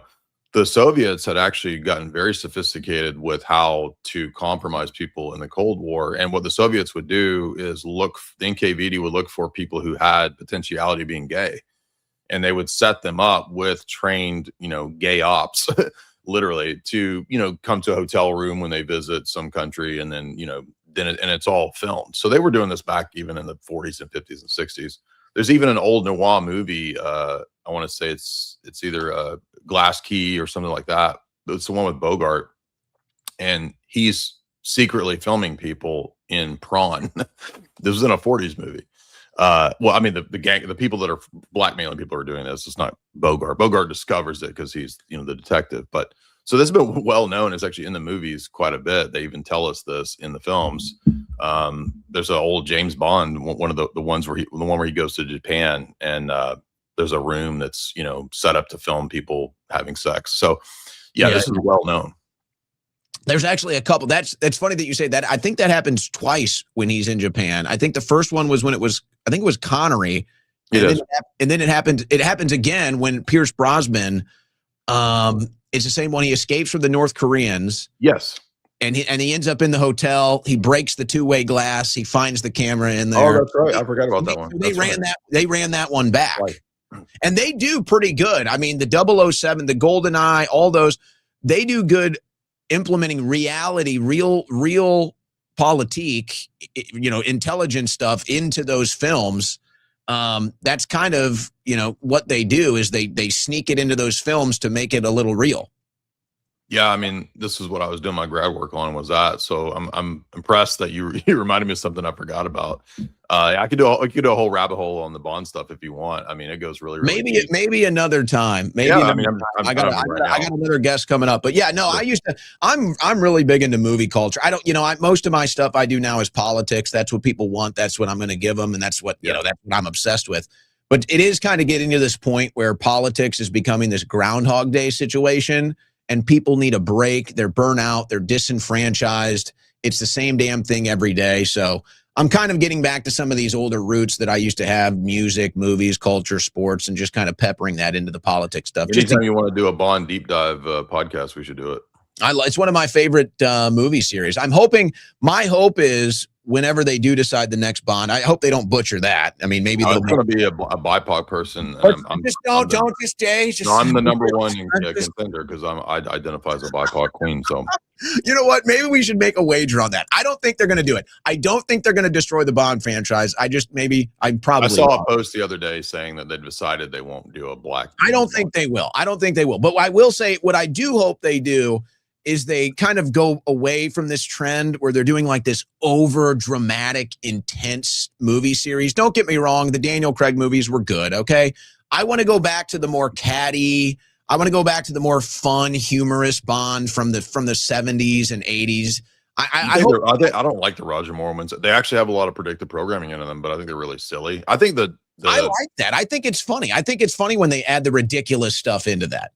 I think the Sean Connery era was a pretty good blend, a little bit of both. But I mean, the Pierce Brosnan ones were kind of doing the same thing. Like they wanted to bring a little bit of comedy and a little bit of seriousness. They had the moments where they would put it into the dialogue, right. But they kept it like, as far as the cinematography, they kept that as real as possible. And then they would put some of the humor stuff into the dialogue. I'd like to see them go back and get it a little more loose, a little more fun. That's what I'm hoping they do, but we'll do that another time. Jay Dyer, tell people where they can follow you.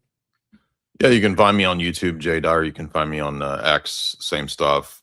Pretty much everywhere. Jay's Analysis, Jay Dyer is my website. I did just put out the 3rd installment of the Esoteric Hollywood trilogy. So this completes the series. If you want to get that, signed copies at my website. And it covers a lot of stuff that we talked about with Owen today. Congratulations. And in fact, somebody sent me your first 2 while I was in prison. I caught up on your first 2 books, was reading some of that when I was in prison. I actually left one behind for the prisoners so that they can learn a little bit from Jay Dyer. Every now and then I have to mail a copy to a prison. So that's good. You're helping people out. You're fighting the good fight, Jay. All right. Thank you, Jay. We'll be in touch. Absolutely. Later, dude. All right. There goes Jay Dyer. Folks, I'm going to take a short break. We got another guest coming up with some cybersecurity news and other things on the other side of this break. Don't go anywhere. You're listening to the Owen Report on the Win Network.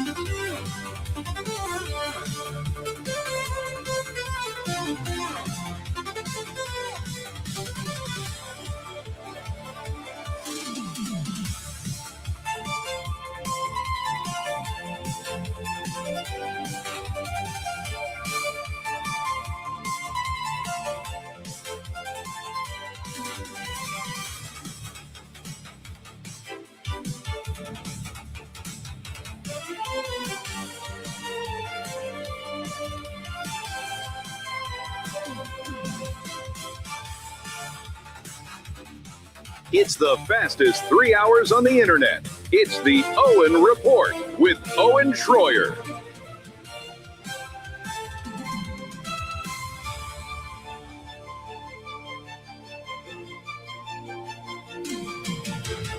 All right. Are you guys, are you avoiding Taco Bell? It's news to us. It's news to us. It's never, the association has never been made between Taco Bell and diarrhea. It's never been made before, guys. That's a new one. All kinds of new things happening in 2026. Taco Bell and diarrhea, there's an association there. Are you avoiding Taco Bell this weekend? Yikes. Yikes. Just a thought. You might want to avoid that. Just a thought. There's some other things you might want to avoid that are going on here that might be a threat to your personal privacy and security. So, we're going to our resident expert, Skip Holst from Patriot Protect. Skip, I have a couple stories. I have a couple stories for you today, Skip. I want to find them here in my stack. A lot of this happens at sporting events now. I'm going to find this video. People scan a barcode at the stadium and it links up everybody's cell phone to the in-stadium network so that they can do a coordinated light show and stuff. It's part of the experience. Skip, would you recommend sharing that to an entire stadium of people, or would you say that's probably a cybersecurity risk? Oh, buddy, great question. I'm going to say a hard no to that. Scanning QR codes in general, you try to avoid it because you don't know what's going on or what sort of links it could be opening up or apps trying to download on your device. Cute as it may be, I'm willing to make a wager that anything that's commercially related, like in a stadium or anywhere, it's like a ticketed event. Yeah, okay, it looks cool. But at a ticketed event, you don't want to be any part of that. I remember once being at a concert at a large stadium, and the band got onto the stage, and right beforehand there was a big PlayStation commercial that played on a big screen above them, and I remember thinking it's no longer a safe space. I like music and I like going to shows and that sort of thing. But in those large commercial, settings, Ticketmaster, StubHub, all that stuff, they got their hands in it. There's some information that they are getting from you as a result of that. Absolutely. I went to, I think it was a hockey game. I think it was a playoff hockey game. And they did something similar. This was a few years ago. They started to introduce some of this new tech at NHL playoff games a few years ago. And I remember that moment when they were like, "Oh, link your phone up to the system, and you can get the special lighting app. Be a part of the show." And I remember seeing that and just being like, if your instincts don't tell you not to do that immediately. If you want to take the risk, okay. But if your instincts aren't like, hey, this is a big risk to my privacy, yeah, that's dodo bird territory there, Skip. Well, this was one of the original scams when the iPhone came out with the App Store, is that you would download something banal like a flashlight app, but the flashlight app would be tracking your other apps. This is before, some of the privacy settings would be tracking your stuff on your phone. It would know your name, your phone number, all that information. And then it would probably, the simple scam is just to kind of bully you into in-app purchases, 99 cents or $5 or whatever it is. But then the more nefarious apps, which, that Apple had to get wise to, was the ones that are tracking you and that are actually you think it's a simple little app. Or remember the one that was everybody thought was so cute, it was a beer that you drank and it would just use the little accelerometer to feel that you were tipping it backwards, and that was one of the cool little gimmicks that of the app gimmicks that came out originally on the iPhone. All of them absolutely are little Trojan horses into your device for sure. I actually saw this kind of hit for a moment on social media a week or two ago that people were shocked. Obviously, we were talking about this months ago. You've been warning about this. I talked about how this actually happened to my family. It's happened to my grandma. How they'll spoof. It's worse for somebody like me whose voice is out there publicly, but they'll spoof your voice or something over AI. They'll call somebody, a family member, and they'll play the AI voice. It's a vulnerable family member, whatever, an elderly person. and they think, oh, this person is in trouble with the law, this person is whatever, and they're able to trick them into turning over credit card information for bailout, all of this other stuff. This stuff is now finally hitting the mainstream news. Skip, you were warning us about this months ago. I got to tell you, man, it really, there's no glory in being, the boy who cried wolf. I mean, seriously, I mean, I've been screaming about this stuff for a couple of years, and it was fringe back then, but I was like, guys, look, I say this all the time that, we started out, with scammers having, bows and arrows, and then, they moved on to fire and gunpowder, but now they've got like these nuclear subs equivalent of strength. And the crazy part about it, man, that really does my head in, and obviously it doesn't take much for me to get passionate about this, is just how cheap it is for them to do the voice cloning, to do these AI scams, right? I mean, we all have now AI built in at our fingertips in a million different ways. All companies have their C-suites. The board is looking at their C-suites to say, how are you deploying AI here? So it's ubiquitous, and we don't even really understand all the ramifications of it. I mean, look, the Trump administration, shut down the deployment for Anthropic and Claude to be able to use their highest capacity AI deployment, because they were like, well, it could be used to detect flaws in very important security apparatuses. So yeah, the fact that it is so cheap for scammers worldwide to get in is unbelievable to me. I was reading this story. I don't know if you saw it. I was reading it this morning about this like 17-year-old kid that from his East London flat broke into MGM casinos in Las Vegas. Again, just like, exploiting small security stuff. But this is how it works. It's so inexpensive for people to have these extremely powerful tools at their fingertips.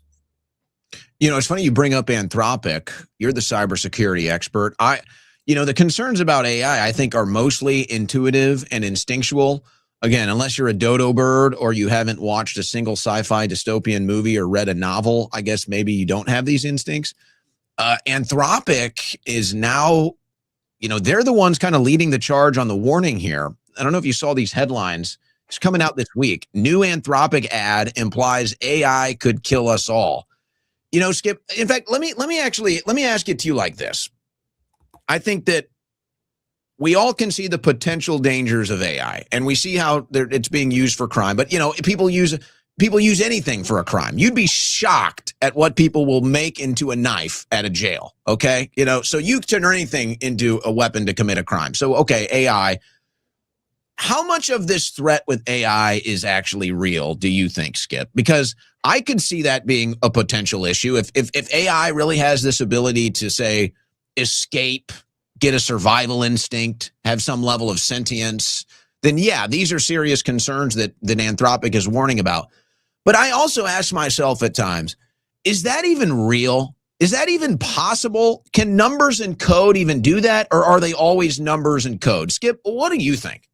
It's a fascinating question. And, it doesn't take much for me to kind of want to wax philosophical about this stuff. But look, I mean, the Iron Age came about, and what did we do? We made swords, right? Electricity came out, and what did we do? We built big machines that are capable of very good things and also capable of very bad things.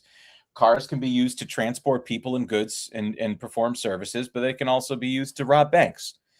So the difference, however, with AI is that by a far margin, there has never in human history been a technology that has been adopted as quickly as AI has been.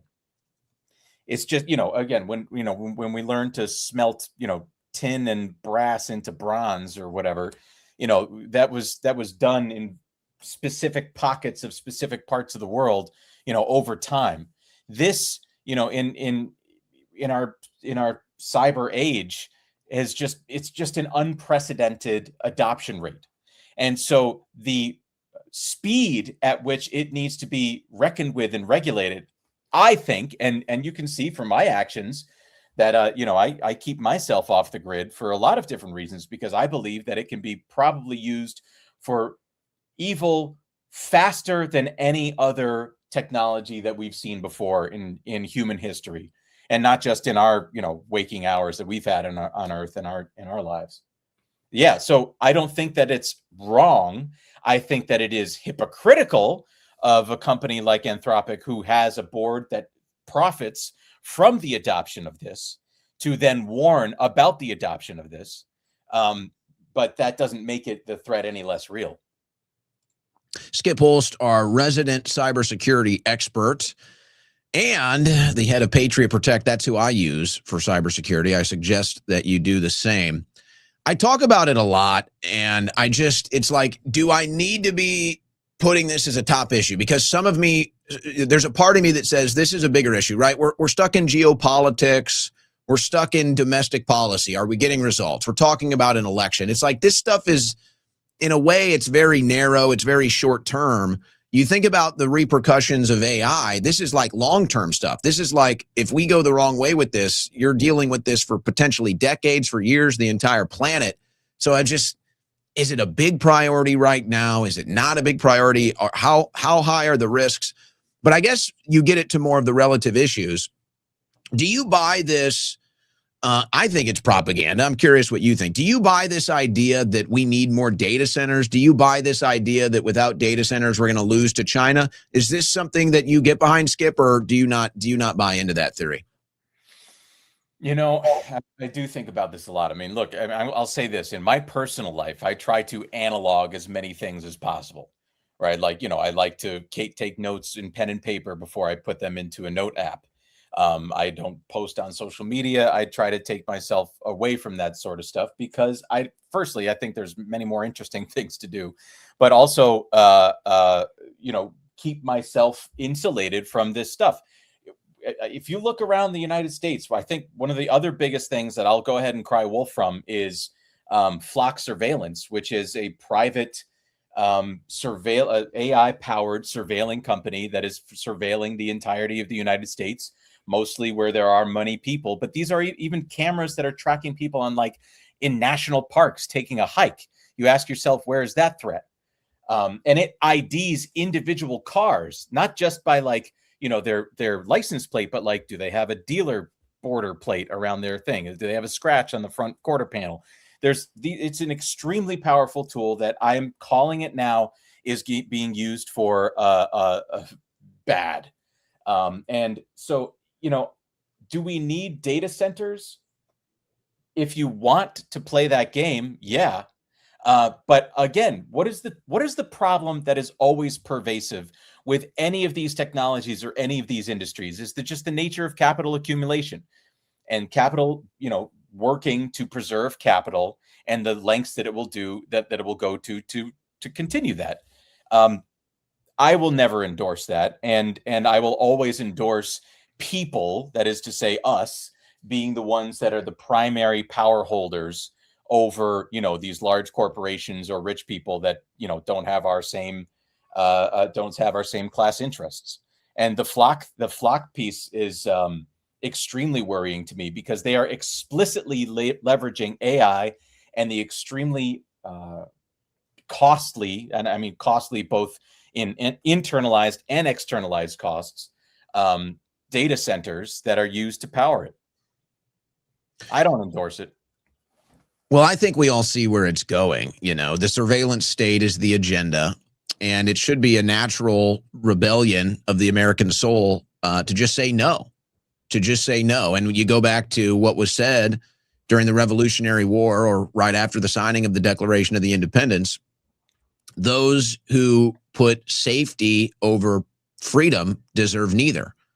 And so that's kind of how I view this. We can have the debates. People are always going to disagree. But if you're putting safety, if you're putting security over freedom, over independence, then you deserve neither. I think those were wise words. I think they hold true to this day. Totally agree. And all of these measures that are used by people, nefarious people in power to surveil and therefore intimidate us, I will never endorse that. No, that is It is exactly the kind of thing that we work every day to make sure that people are sovereign from, which is to say that they can be free of surveillance. And that's all I think about all day, every day.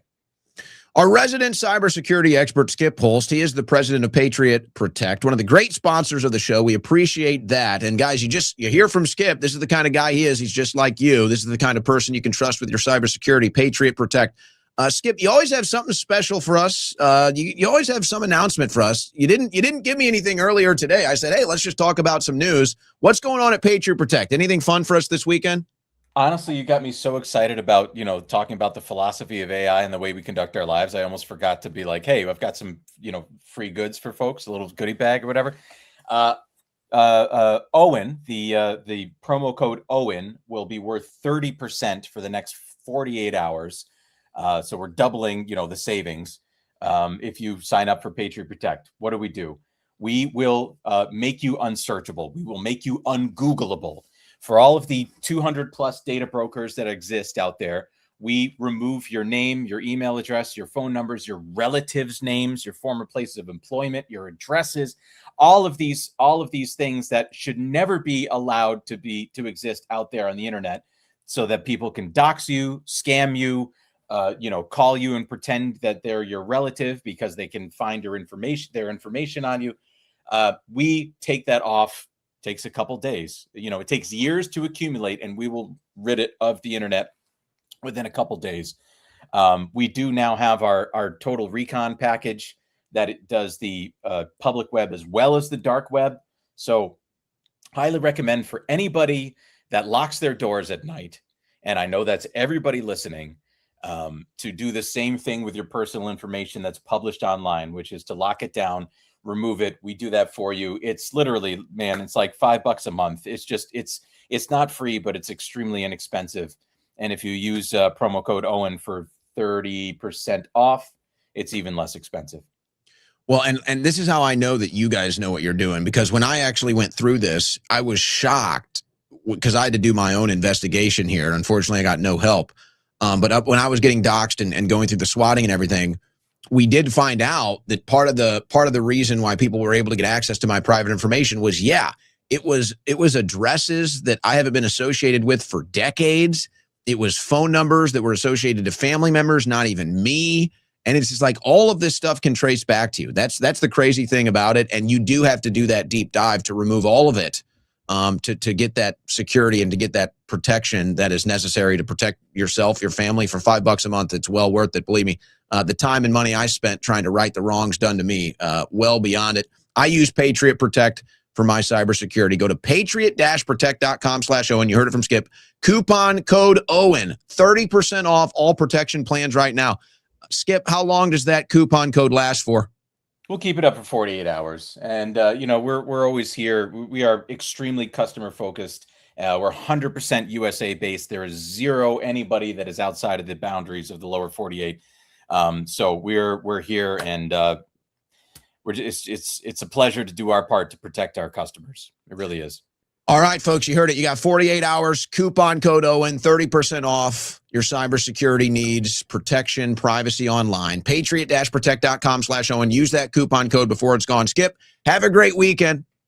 Likewise, buddy. Always a pleasure. Thank you. All right, there goes one of the great sponsors of the show, guys. Remember, if you like the show, don't forget to support our sponsors. And they offer great services and products. That's why we bring them on. And they're just great people. Okay. We're into the final stretch here. Final stretch for the week. I've still got some news up here.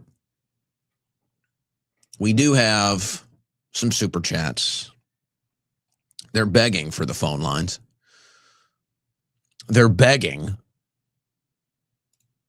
They're begging to get in on the phone calls. Should we do it? I've got some news. I'll give it a second in the chat.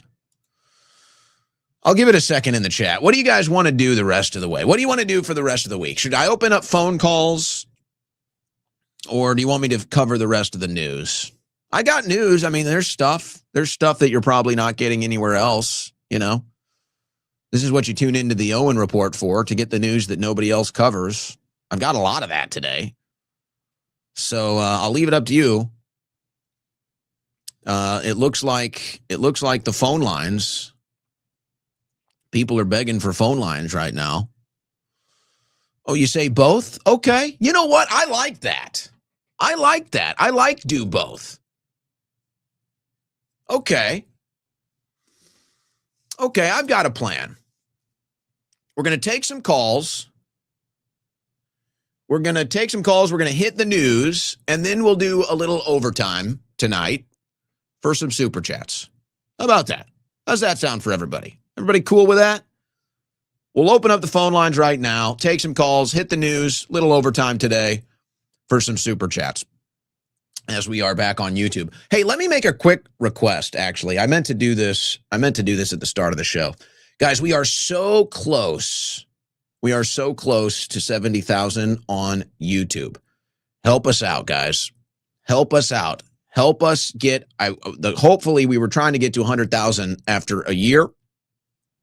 So that would be October, the launch of the Owen Report. So help us get to 100,000 in a year. That was a very lofty goal, but I think it's possible if we're still there, of course. But we're almost to 70K. I'd love to hit that 70K this weekend, guys. If you have not followed us or subscribed on YouTube, if you prefer to tune in on X or Rumble, that's fine. Just help us out. If you are listening, if you're a fan of the show, please go to the Owen Report on YouTube and please give us a follow. Please give us a subscribe. Please help us grow the channel there. It's very important to the show right now. So if you haven't done that yet, please go do that on YouTube immediately. Help us get to that 70K number by the weekend. We just need, I think, 2,000. So I don't know if we can get there. It's a hopeful thing, but help us. Help us. Go to YouTube and give us a subscribe. Give us a follow. Okay. Let's get the phone line. The people asked for the phone line. We will give them the phone line. All right, the number 747-255-60. 747-255-60. The number is on the screen. I guess anything from today is fair game. It'd be easy to just say, what do you think about Trump's speech last night? I think we covered that pretty heavily in the first hour, but you're welcome to call in on that or anything else we've discussed, as we discussed a lot today, didn't we? We had quite a bit.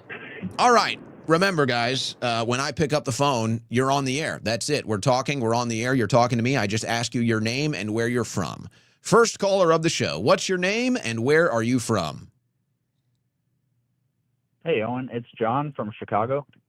John in Chicago, old Chicago. Boy, you guys are getting wrecked with that smoke right now. Oh, yeah, it's smoky. It's clearer than yesterday, but it's pretty smoky. Wow, that's not normal for Chicago. I'm hoping it clears up for the World Cup final on Sunday, but they're dealing with it bad in New York right now too. Yeah, it'll be a couple more days, I think, and it'll be clear. I can see the sun. It's not orange. It's not super smoky today. All right. Well, that's good to hear. Glad for that update. All right, John, what's on your mind? Yeah, so I live in Chicago, obviously, and it's pretty multicultural, and so you definitely feel the tensions being a white male for sure. And obviously it's not like that everywhere. So I'm just kind of playing it out. If things were the Muslims, I'm sure you saw in Bridgeview is where it at. They named it Little Palestine. I just, do you see America balkanizing? That would be my question. Can you see it turning into an ununited states? That's such a complex thing because you could argue that that's already happened, right? I mean, you could make a case that has already happened, but you could also make the case that it hasn't reached a critical threshold that I think for whatever events you might allude to or describe that's going to happen. What I do see, I think what's happening the fastest, I think what's happening at the highest velocity right now is the Middle Eastification of our politics. And so, you've got American Jews that have been here for a long time. And, for the most part, they've assimilated. They've assimilated to our country, our culture, our communities. And even though a lot of them kind of have their own thing going on, it really hasn't been a big issue, been a big outcry. But you have now all of these Muslims that are being displaced from their countries. They don't know where to go. They realize this is where the power is. This is where it's all coming from. And so they come here to live. And now you see them kind of doing their whole cultural, let's say, institutional takeover. And they're not really assimilating. And so you kind of see now it's like the balkanization is really happening in the same frame of the Middle East for like our entire lives. So it seems like that's what's happening at the fastest velocity. It feels like that's where we're going to run into the issue here, specifically with the midterms. But as far as like just the American people and the other factions and groups, I don't know. I mean, you could already make the case it's happening, but I feel like they've been pushing that to destabilize, and it hasn't worked for so long that they're kind of just moving on to the Middle East, just bringing the Middle East here. Right. I do agree. Bringing the Middle East here is definitely their plan. And, the more power they get, I can only look, I'm sure you look at Europe, everybody looks at Europe and you say, well, when's the first no-go zone going to be in America? Is it going to be a no-go state? Are they going to take all of Minnesota once that happens? If that happens, I really can't say. And it is troublesome. You know what's so tragic? I haven't been to Chicago. I plan on getting up there very soon, actually, maybe by the end of the year, because I miss it. What is it like? What's so crazy for the people that haven't been to Chicago? You have the tourist center there right around the Bean, and they've slowly developed it into like, it's a whole park and roller coasters and everything. It's a bigger thing than it once was. Millennium Park. Yeah, Millennium Park. The last time I was there would have been about 2014, I think.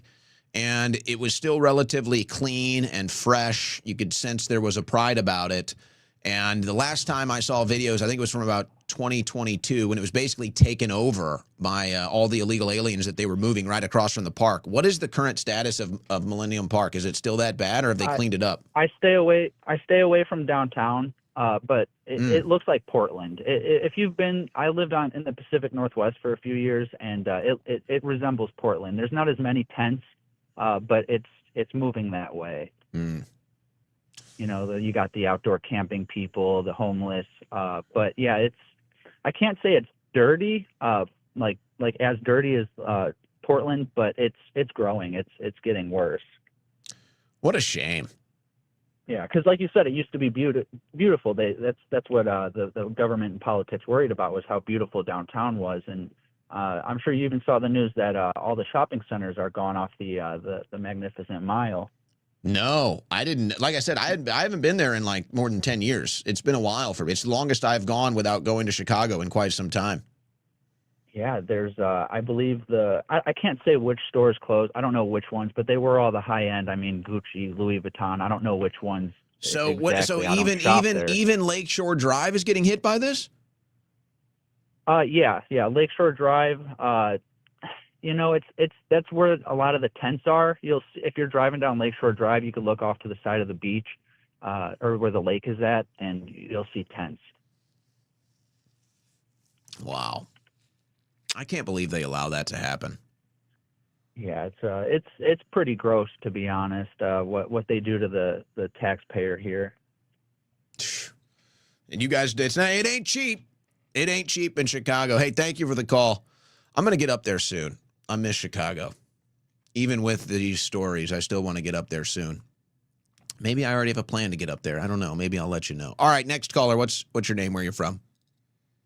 Hey, Owen, it's Tim from Ohio. How's it going, bro? Did you say Tim? Yeah, it's Tim from Ohio. Okay, Tim, go ahead.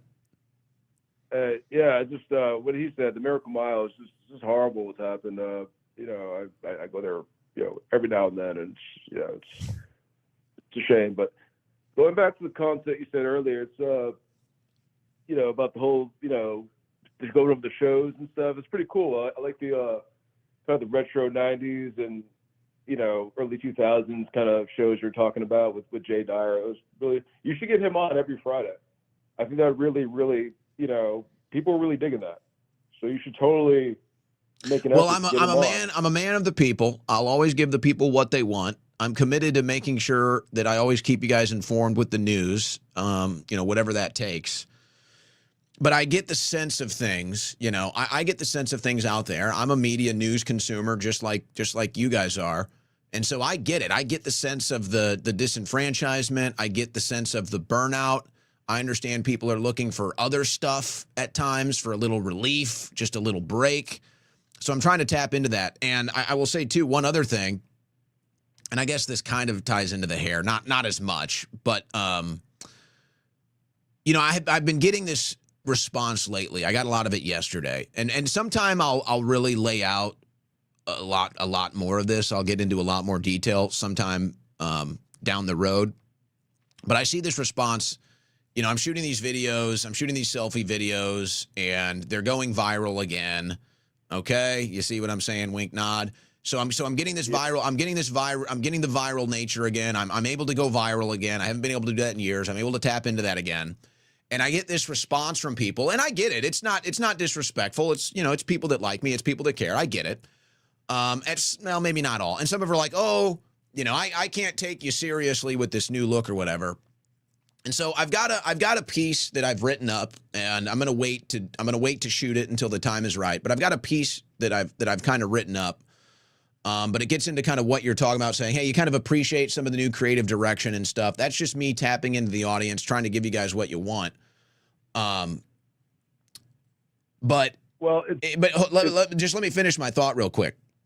Yeah, this whole response that, oh, I can't take you seriously anymore. It's like, if you don't understand the irony of saying that to me, then, it's like that. The irony is that, so what? So who do you take seriously? Fox News?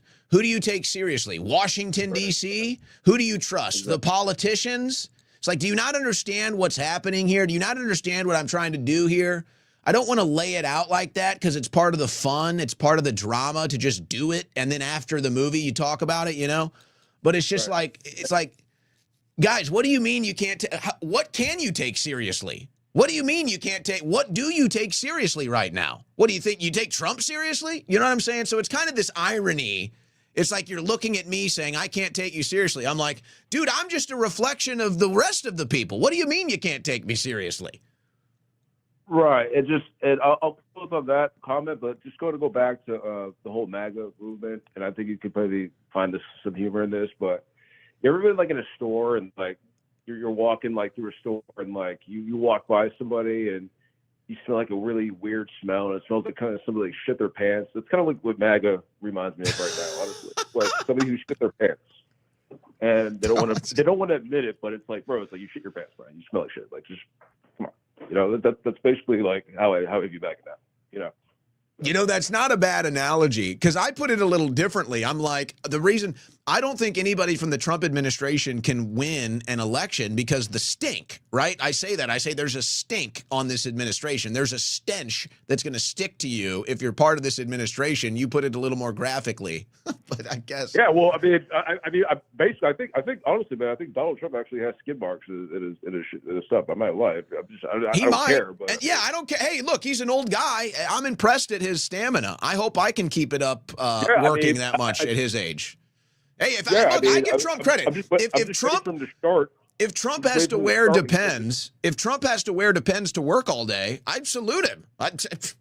All right, Mr. President, literally walking around in a poopy diaper working. It's like, okay.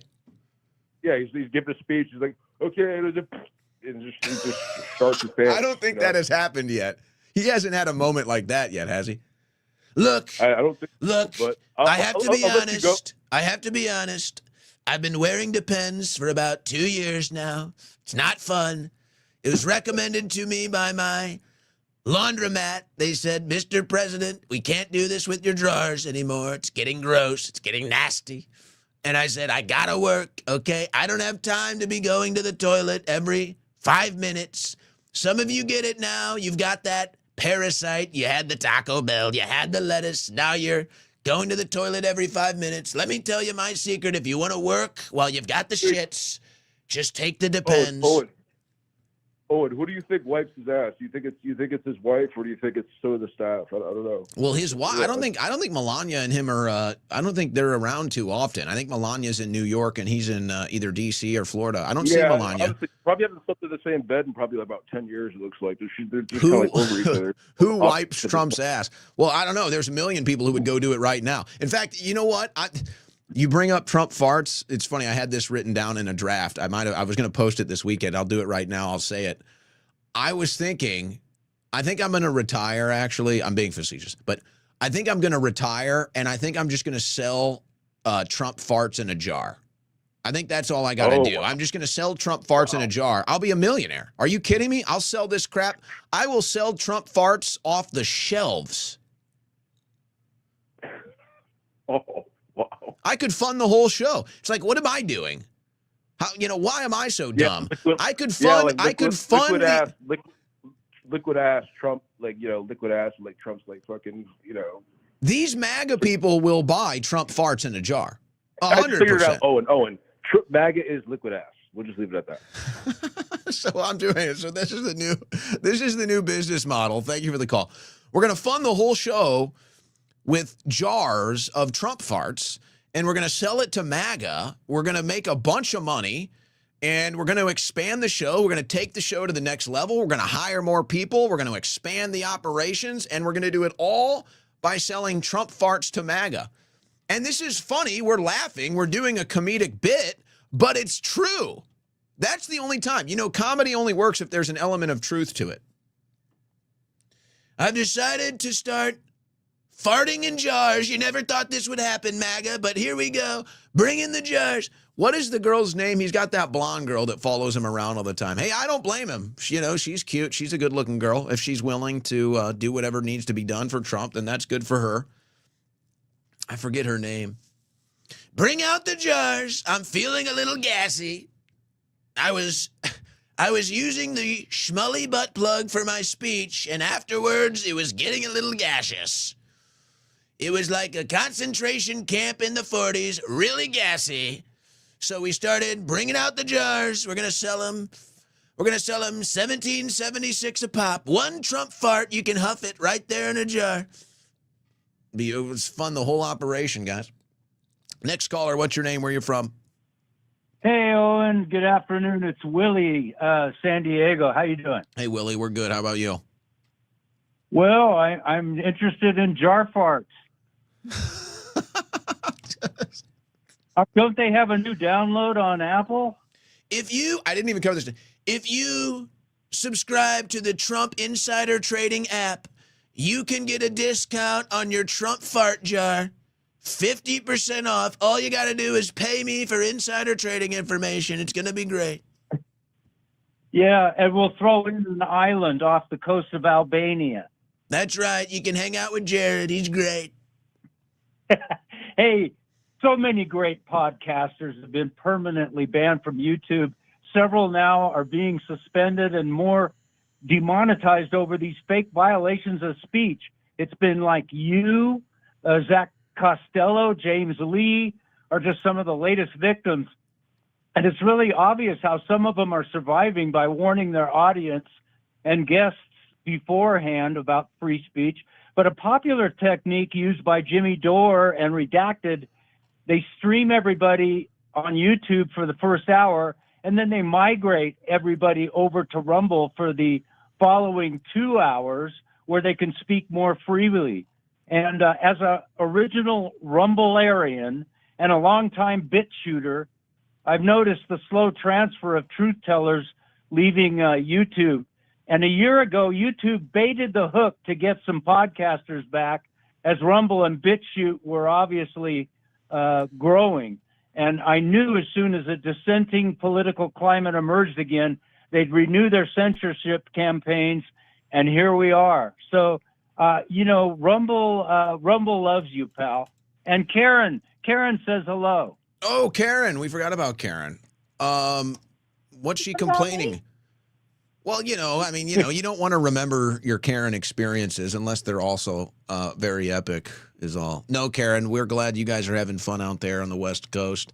Well, I will say in response to that, that's kind of the strategy some have implemented. We've gone with a different strategy. I don't want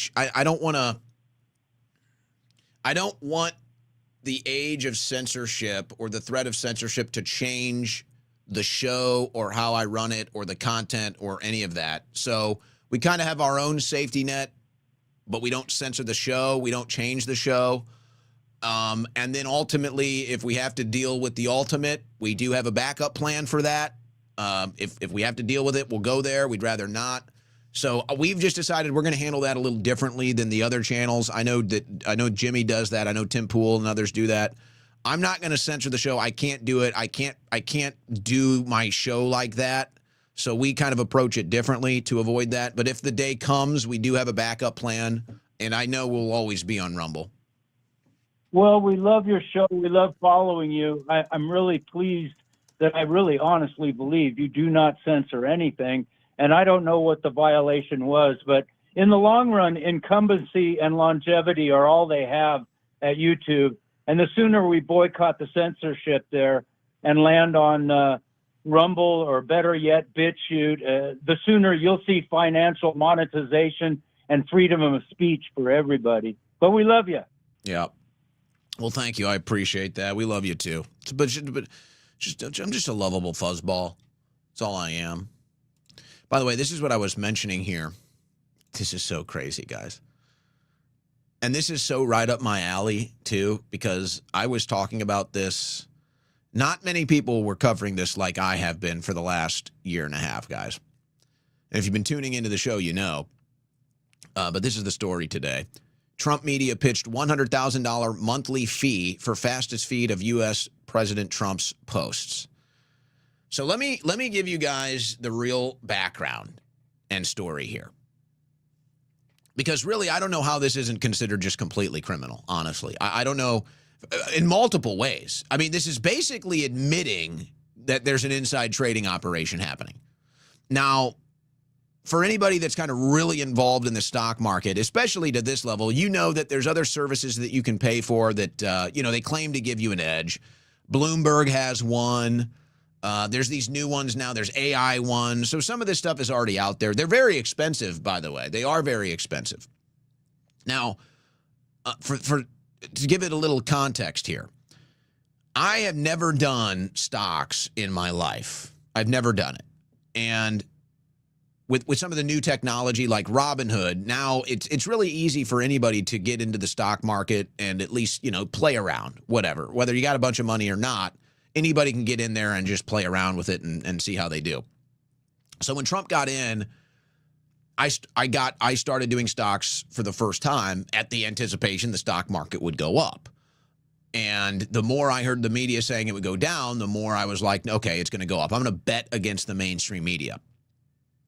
And it turned out really well. It's kind of like it's bad mojo, it's bad juju to brag about your stock market exploits or your gambling exploits, right? That's bad karma. So I don't want to do that. But let's just say for somebody that's never traded a stock in his life, my first 12 months of in the stock market, I did better than my friends that are so good. These are people my age. They run some of the biggest stock firms, and they run entire cities, like some of the biggest cities, and they're at like the head of these firms. And we're talking trash because I'm beating them. And they're like, how the hell are you doing this? Like, nobody gets these numbers. They're like, dude, if you got these numbers, you could take my job. So like, how do you do it? And I just told them, I was like, dude, all I do is follow the news. That's it. All you have to do is follow the news, and you have to follow the Trump administration. So it's like, I've been saying this for years. If you know Trump's schedule, if you know who's coming to the White House, if you know what businesses he's making deals with, all of this stuff, and you're able to get ahead of that curve, you're making out like a bandit on Wall Street. I mean, and you could say, well, what? So will you get a 5%, you get a 10%? Well, folks, when you're playing with $10 million, what's 5% of 10 million? You're making life-changing money. Now, of course, if you don't have that kind of money, you make a couple $100, whatever. But it was so obvious. It was so obvious. Even somebody like me that's never traded a stock, all I had to do was follow the White House and follow the news, and you could get ahead of every pump and dump, every cycle, every insider trading operation to ludicrous success. Now, things have changed, I will say. Things have changed in 2026. It's not the same as it was in 2025. It's been really different in 2026. Now, I'm curious with this story coming out, because here's what I noticed. The same way I was able to, let's say, gather intelligence to make a decision in the stock market, these things slowly but surely started to dissipate and have now disappeared entirely. And so that edge that you may have been able to get access to a year ago with the stock market, that edge is not, there clearly something happened where they realized that, okay, people are using this pattern and following the White House to get an edge in the stock market. Why aren't we monetizing this? Why haven't we turned this into cash flow for the Trump organization? So at some point early in 2026, they realized this. They realized the different sources, avenues, street corners and everything where people would go to get insider information and beat the market. And they slowly but surely dammed up those outlets. And now they found a way to corner it so that they can sell this. Now, this is all going to the Trump family. This is all going through the Trump media operations. $100,000 a month. Now, think about that. $100,000 a month. Now, this is the transparent presidency. This is the transparent administration. This is the administration of the people. You'd think if there was anything, maybe you could at least give that to us. Like, at least let the rest of us have a chance at the insider trading by keeping your communications public, keeping who's coming in and out of the White House public, letting everybody know who's doing business with the White House. You can give us a chance. And they said, nope, we're going to take that from you too. And we're only going to give it to our friends and family that can afford $100,000 a month. And guess what? It's worth it for them. That's how bad this is. They will pay $100,000 a month to get access to what Trump is doing so that they can all engage in a massive insider trading operation. Oh, don't say that. Oh, well, what do you want to call it then? Okay, it's not insider trading. What is it then? Is it pay to play at the White House? Is it a pay for play, pay for access, pay for information? What do you want to call it? What do you want to call it when the president is withholding information from the people and he's only giving it to people that are paying him $100,000 a month so that they can get an edge in the stock market and not you? What do you want to call that if it's not insider trading? I'll let you decide. But if you want to know how bad it is, $100,000 a month is how bad it is. That's how much money they're making. It's like, this is what I've been trying to explain for a year now, guys.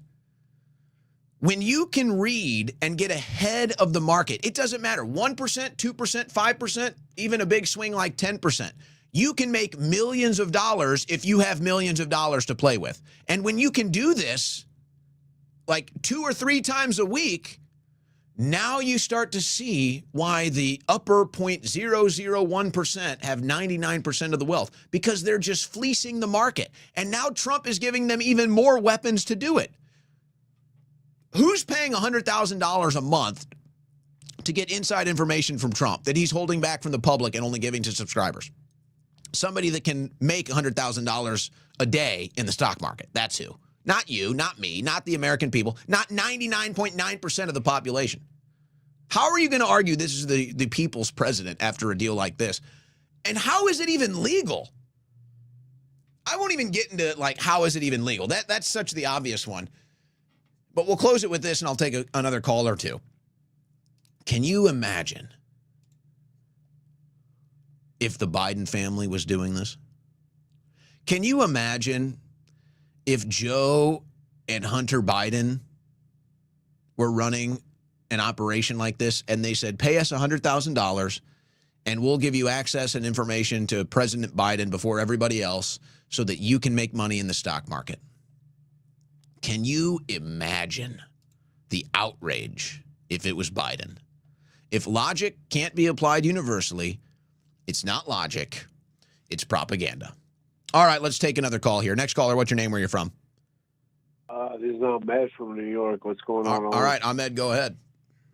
Can we do like a live double parlay with like the England, France, and you want Argentina? You want my action right now?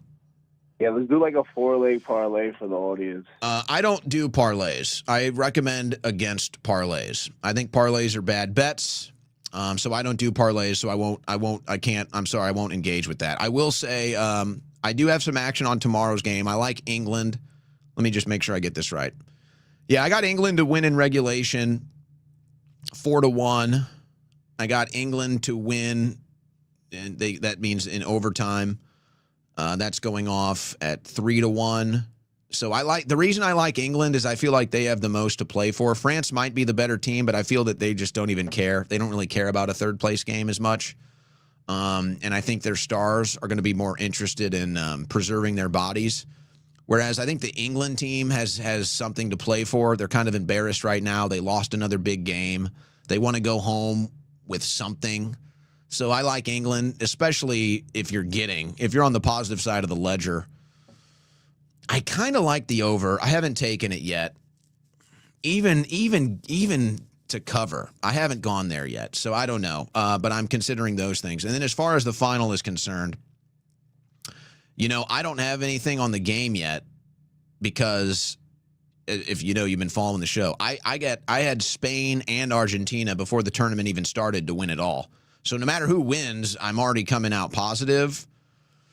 So I haven't made a decision. Argentina as the underdog is always just hard to pass. I got to tell you, Argentina as an underdog is just like, it's hard to pass that.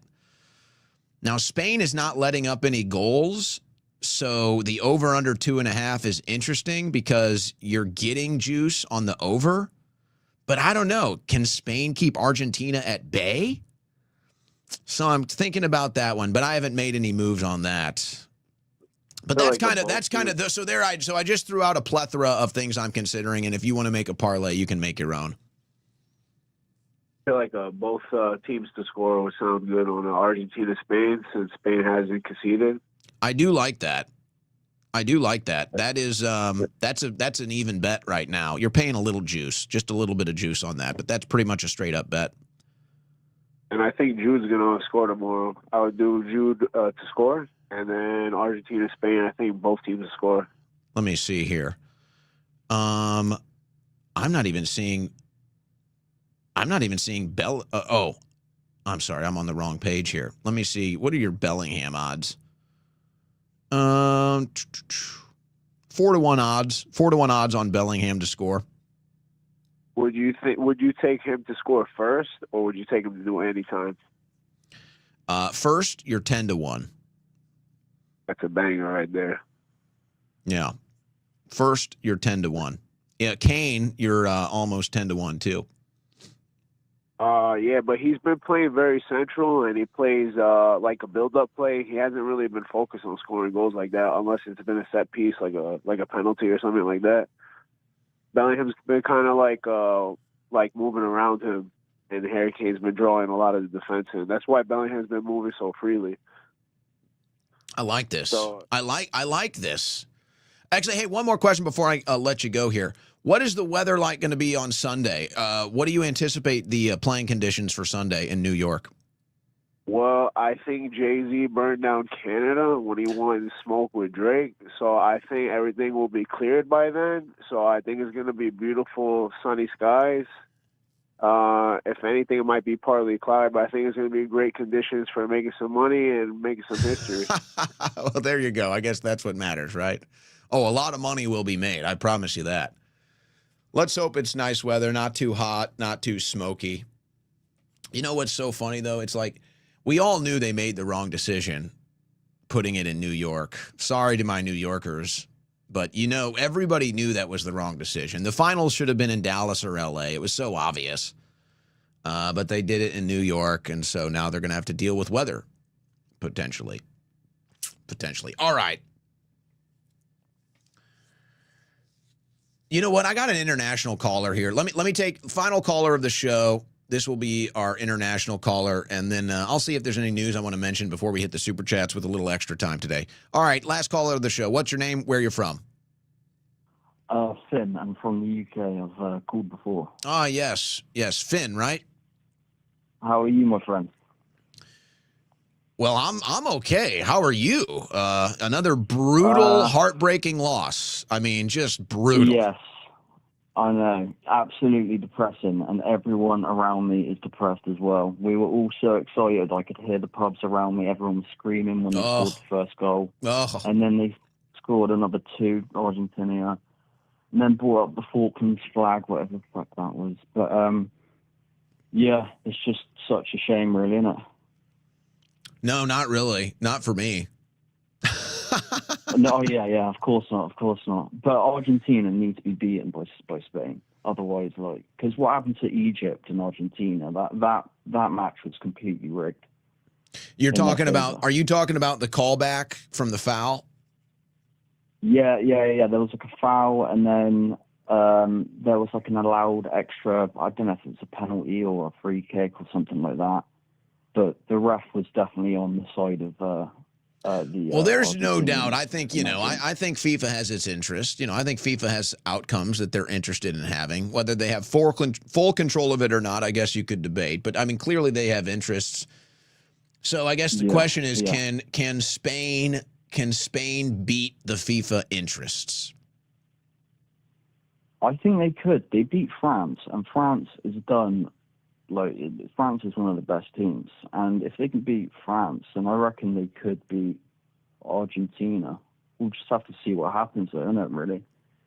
But yeah. Well, I also wanted to quickly ask you a question. What do you think about this whole election interference thing Trump released? It's just all a load of nothing, really, isn't it?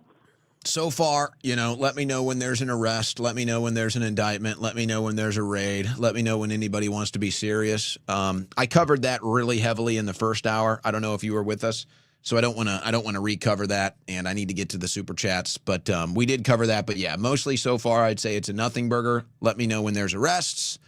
But I'll just say this for one more time for repetition.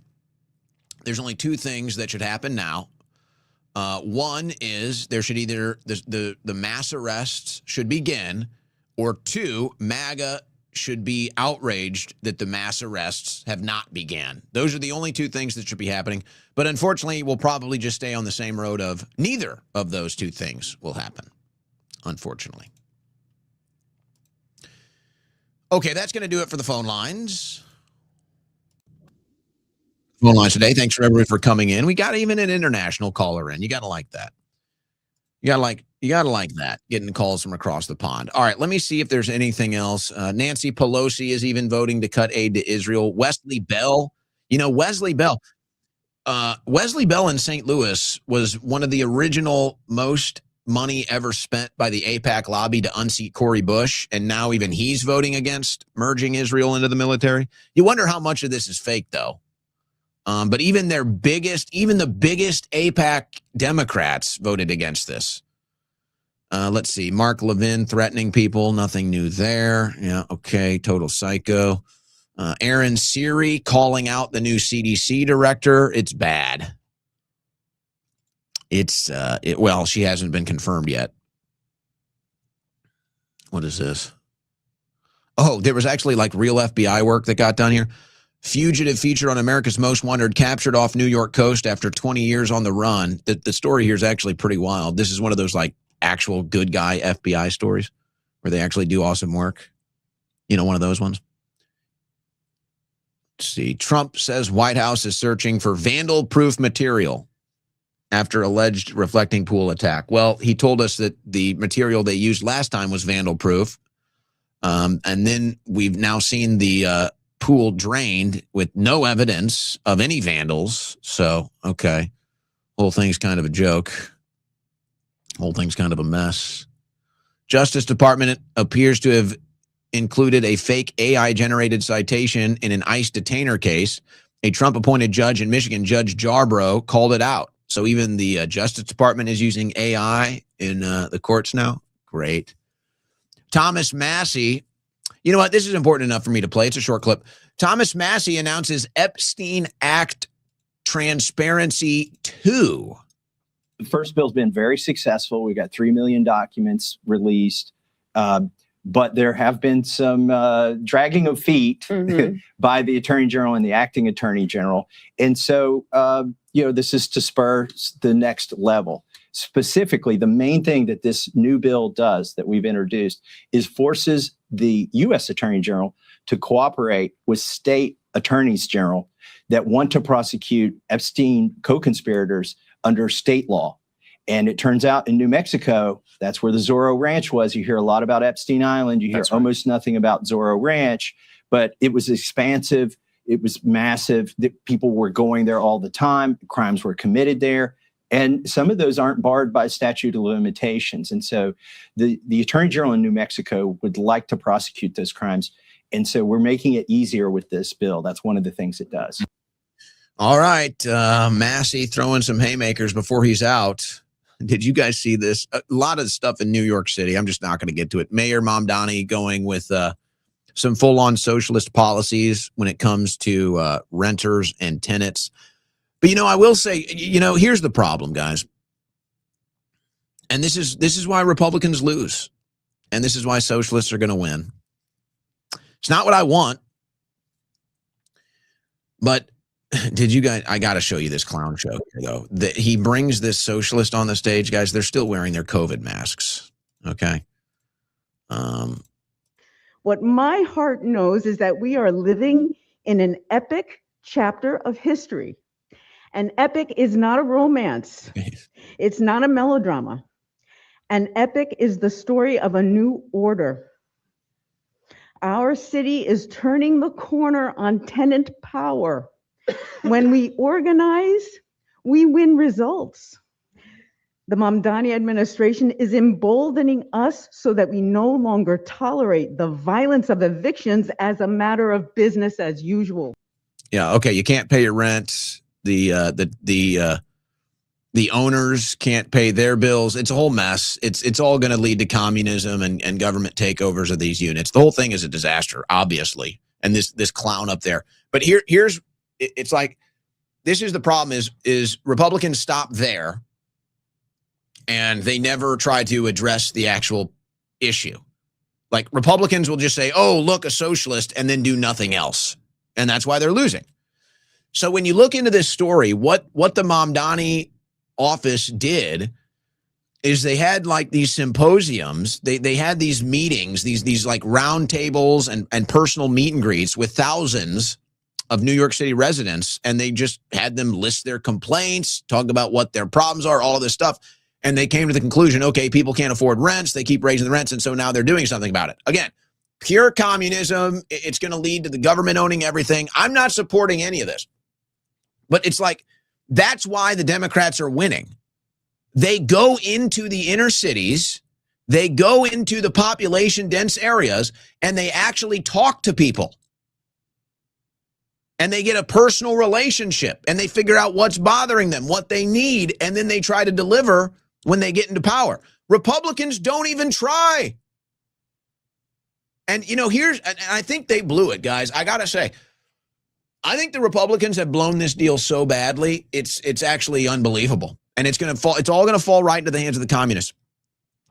The Republicans actually just had the golden opportunity with Trump now. They had the golden opportunity to actually go into these major metropolitan areas. They had the golden opportunity to actually go into these inner cities, go into these population dense areas, and actually make an effort. Just any effort, have a presence at all. They had the opportunity and they blew it. And now the Democrats are going to run with the AOC playbook. They're going to run with the Mamdani playbook. And they're going to go into these areas and they're going to keep winning, and things are going to get worse and they're going to get more communistic. And the Republicans aren't even fighting. They're not even trying. They're not even on the battlefield. They're just letting the Democrats have it. And they just say, look at communists. And then they do nothing. So get ready for that. Texas did it officially, guys. They bought the Israeli spy tech cars. Texas police spent $5 million on 4 Chevy Tahoes stuffed with Israeli surveillance technology. Thank you. Great for Texas. Oh.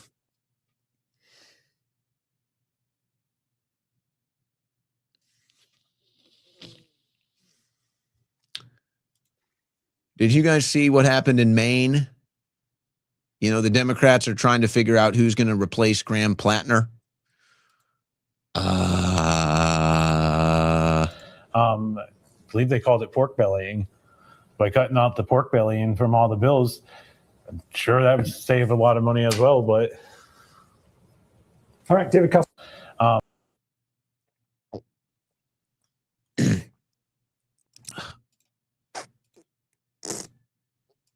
And then with the trans community, like, we're being dehumanized. They say that we want to hurt people. I don't want to hurt anybody. I just want to use the bathroom. And if they want me to use the men's room, I will, but I don't want to be assaulted.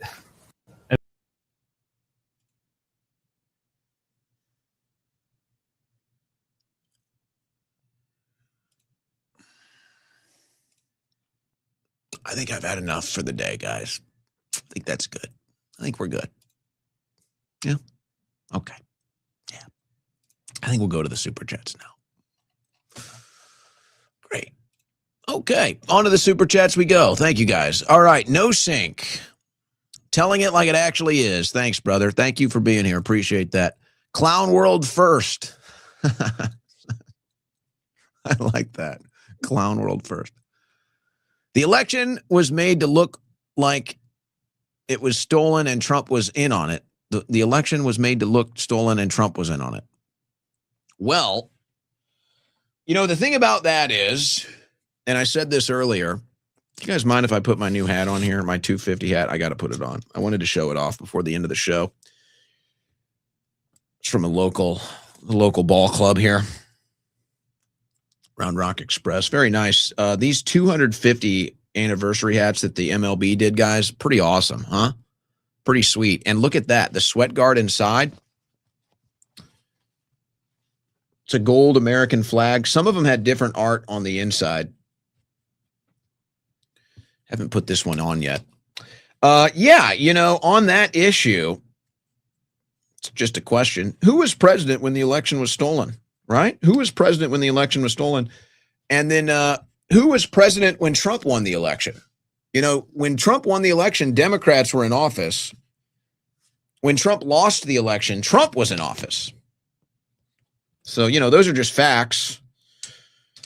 You can think of that what you will, but those are just the facts. You guys like my new hat here? Big fan.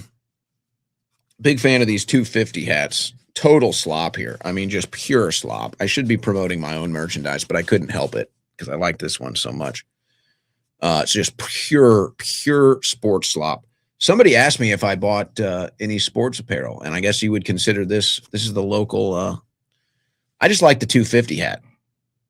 That's all. It's kind of got an old school bucket hat look to it, but like, you know, with the 250 marketing. Yeah. They did find box cutters in reflective pool, but they did find Hamas passports. Well, yeah. Actually, the box cutters were signed by Hamas. They said something about Allah on them, too. So they really found it out.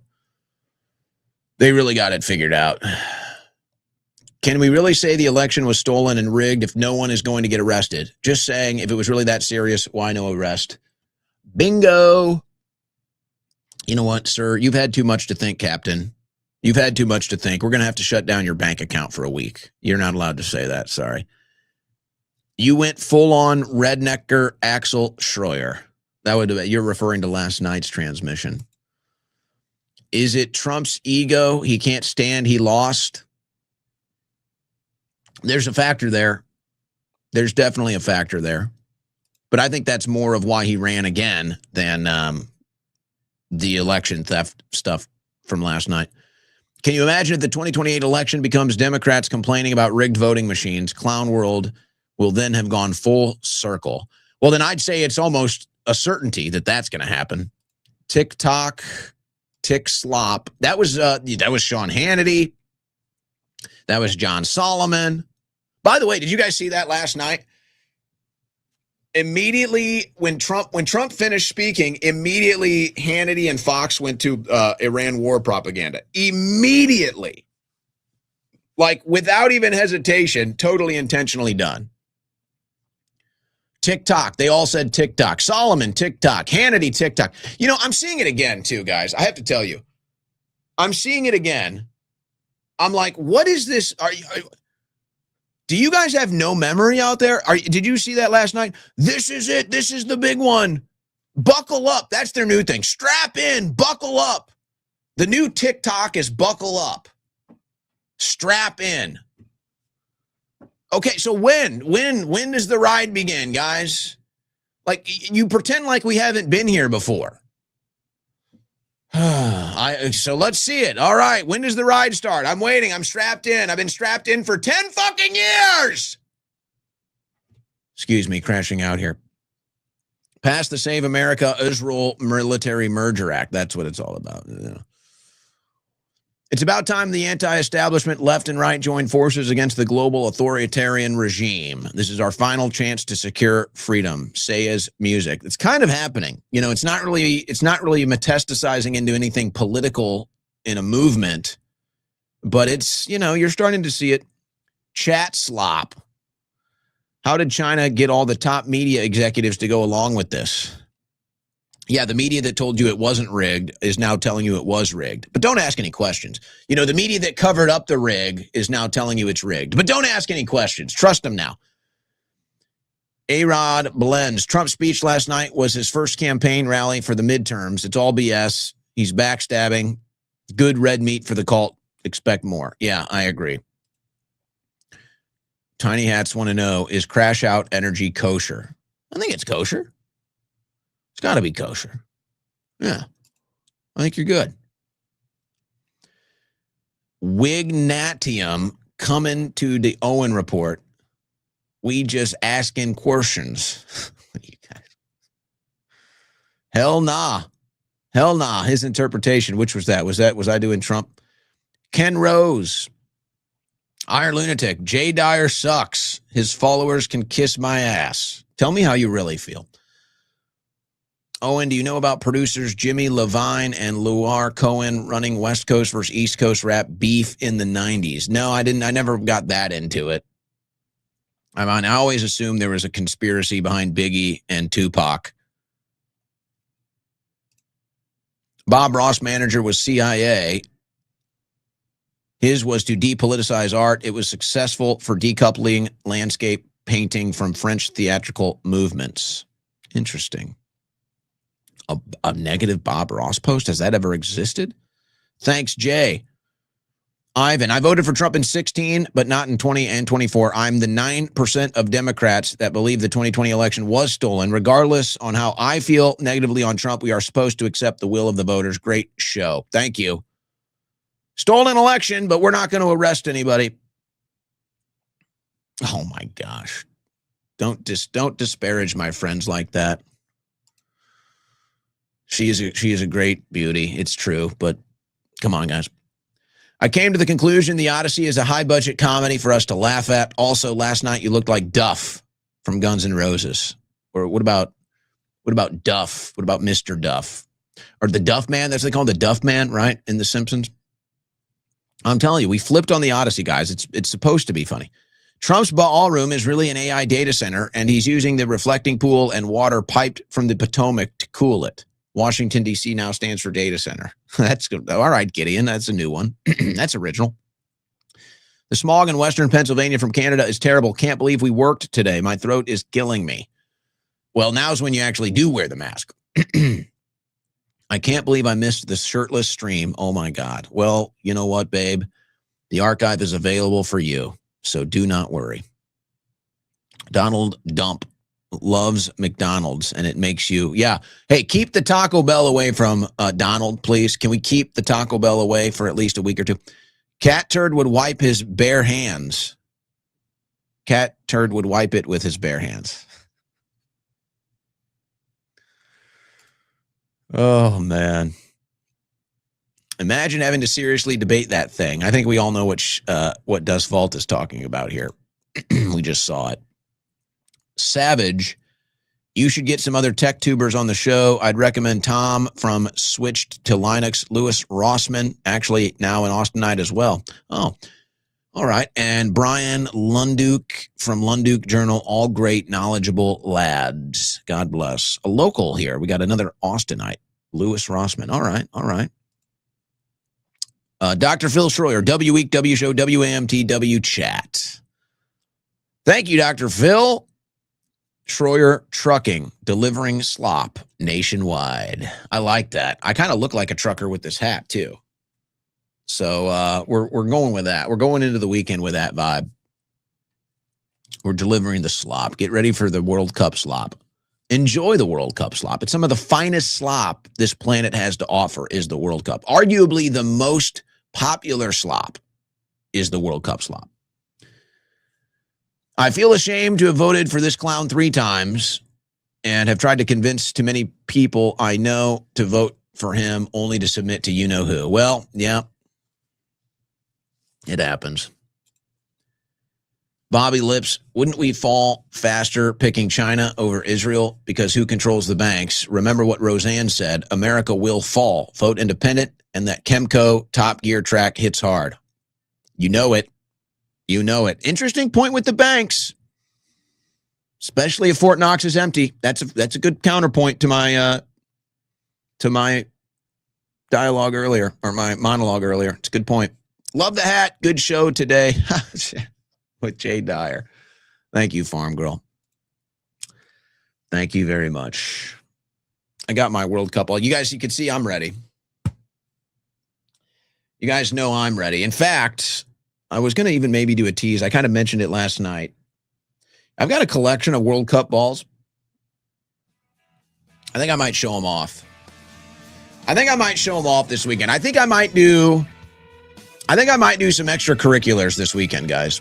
What would you guys think about that? Maybe some World Cup themed extracurriculars. I wasn't only shirtless last night. Well, we don't know. We don't know. Does Trump eat McDonald's because his last name is in it and he is a clown?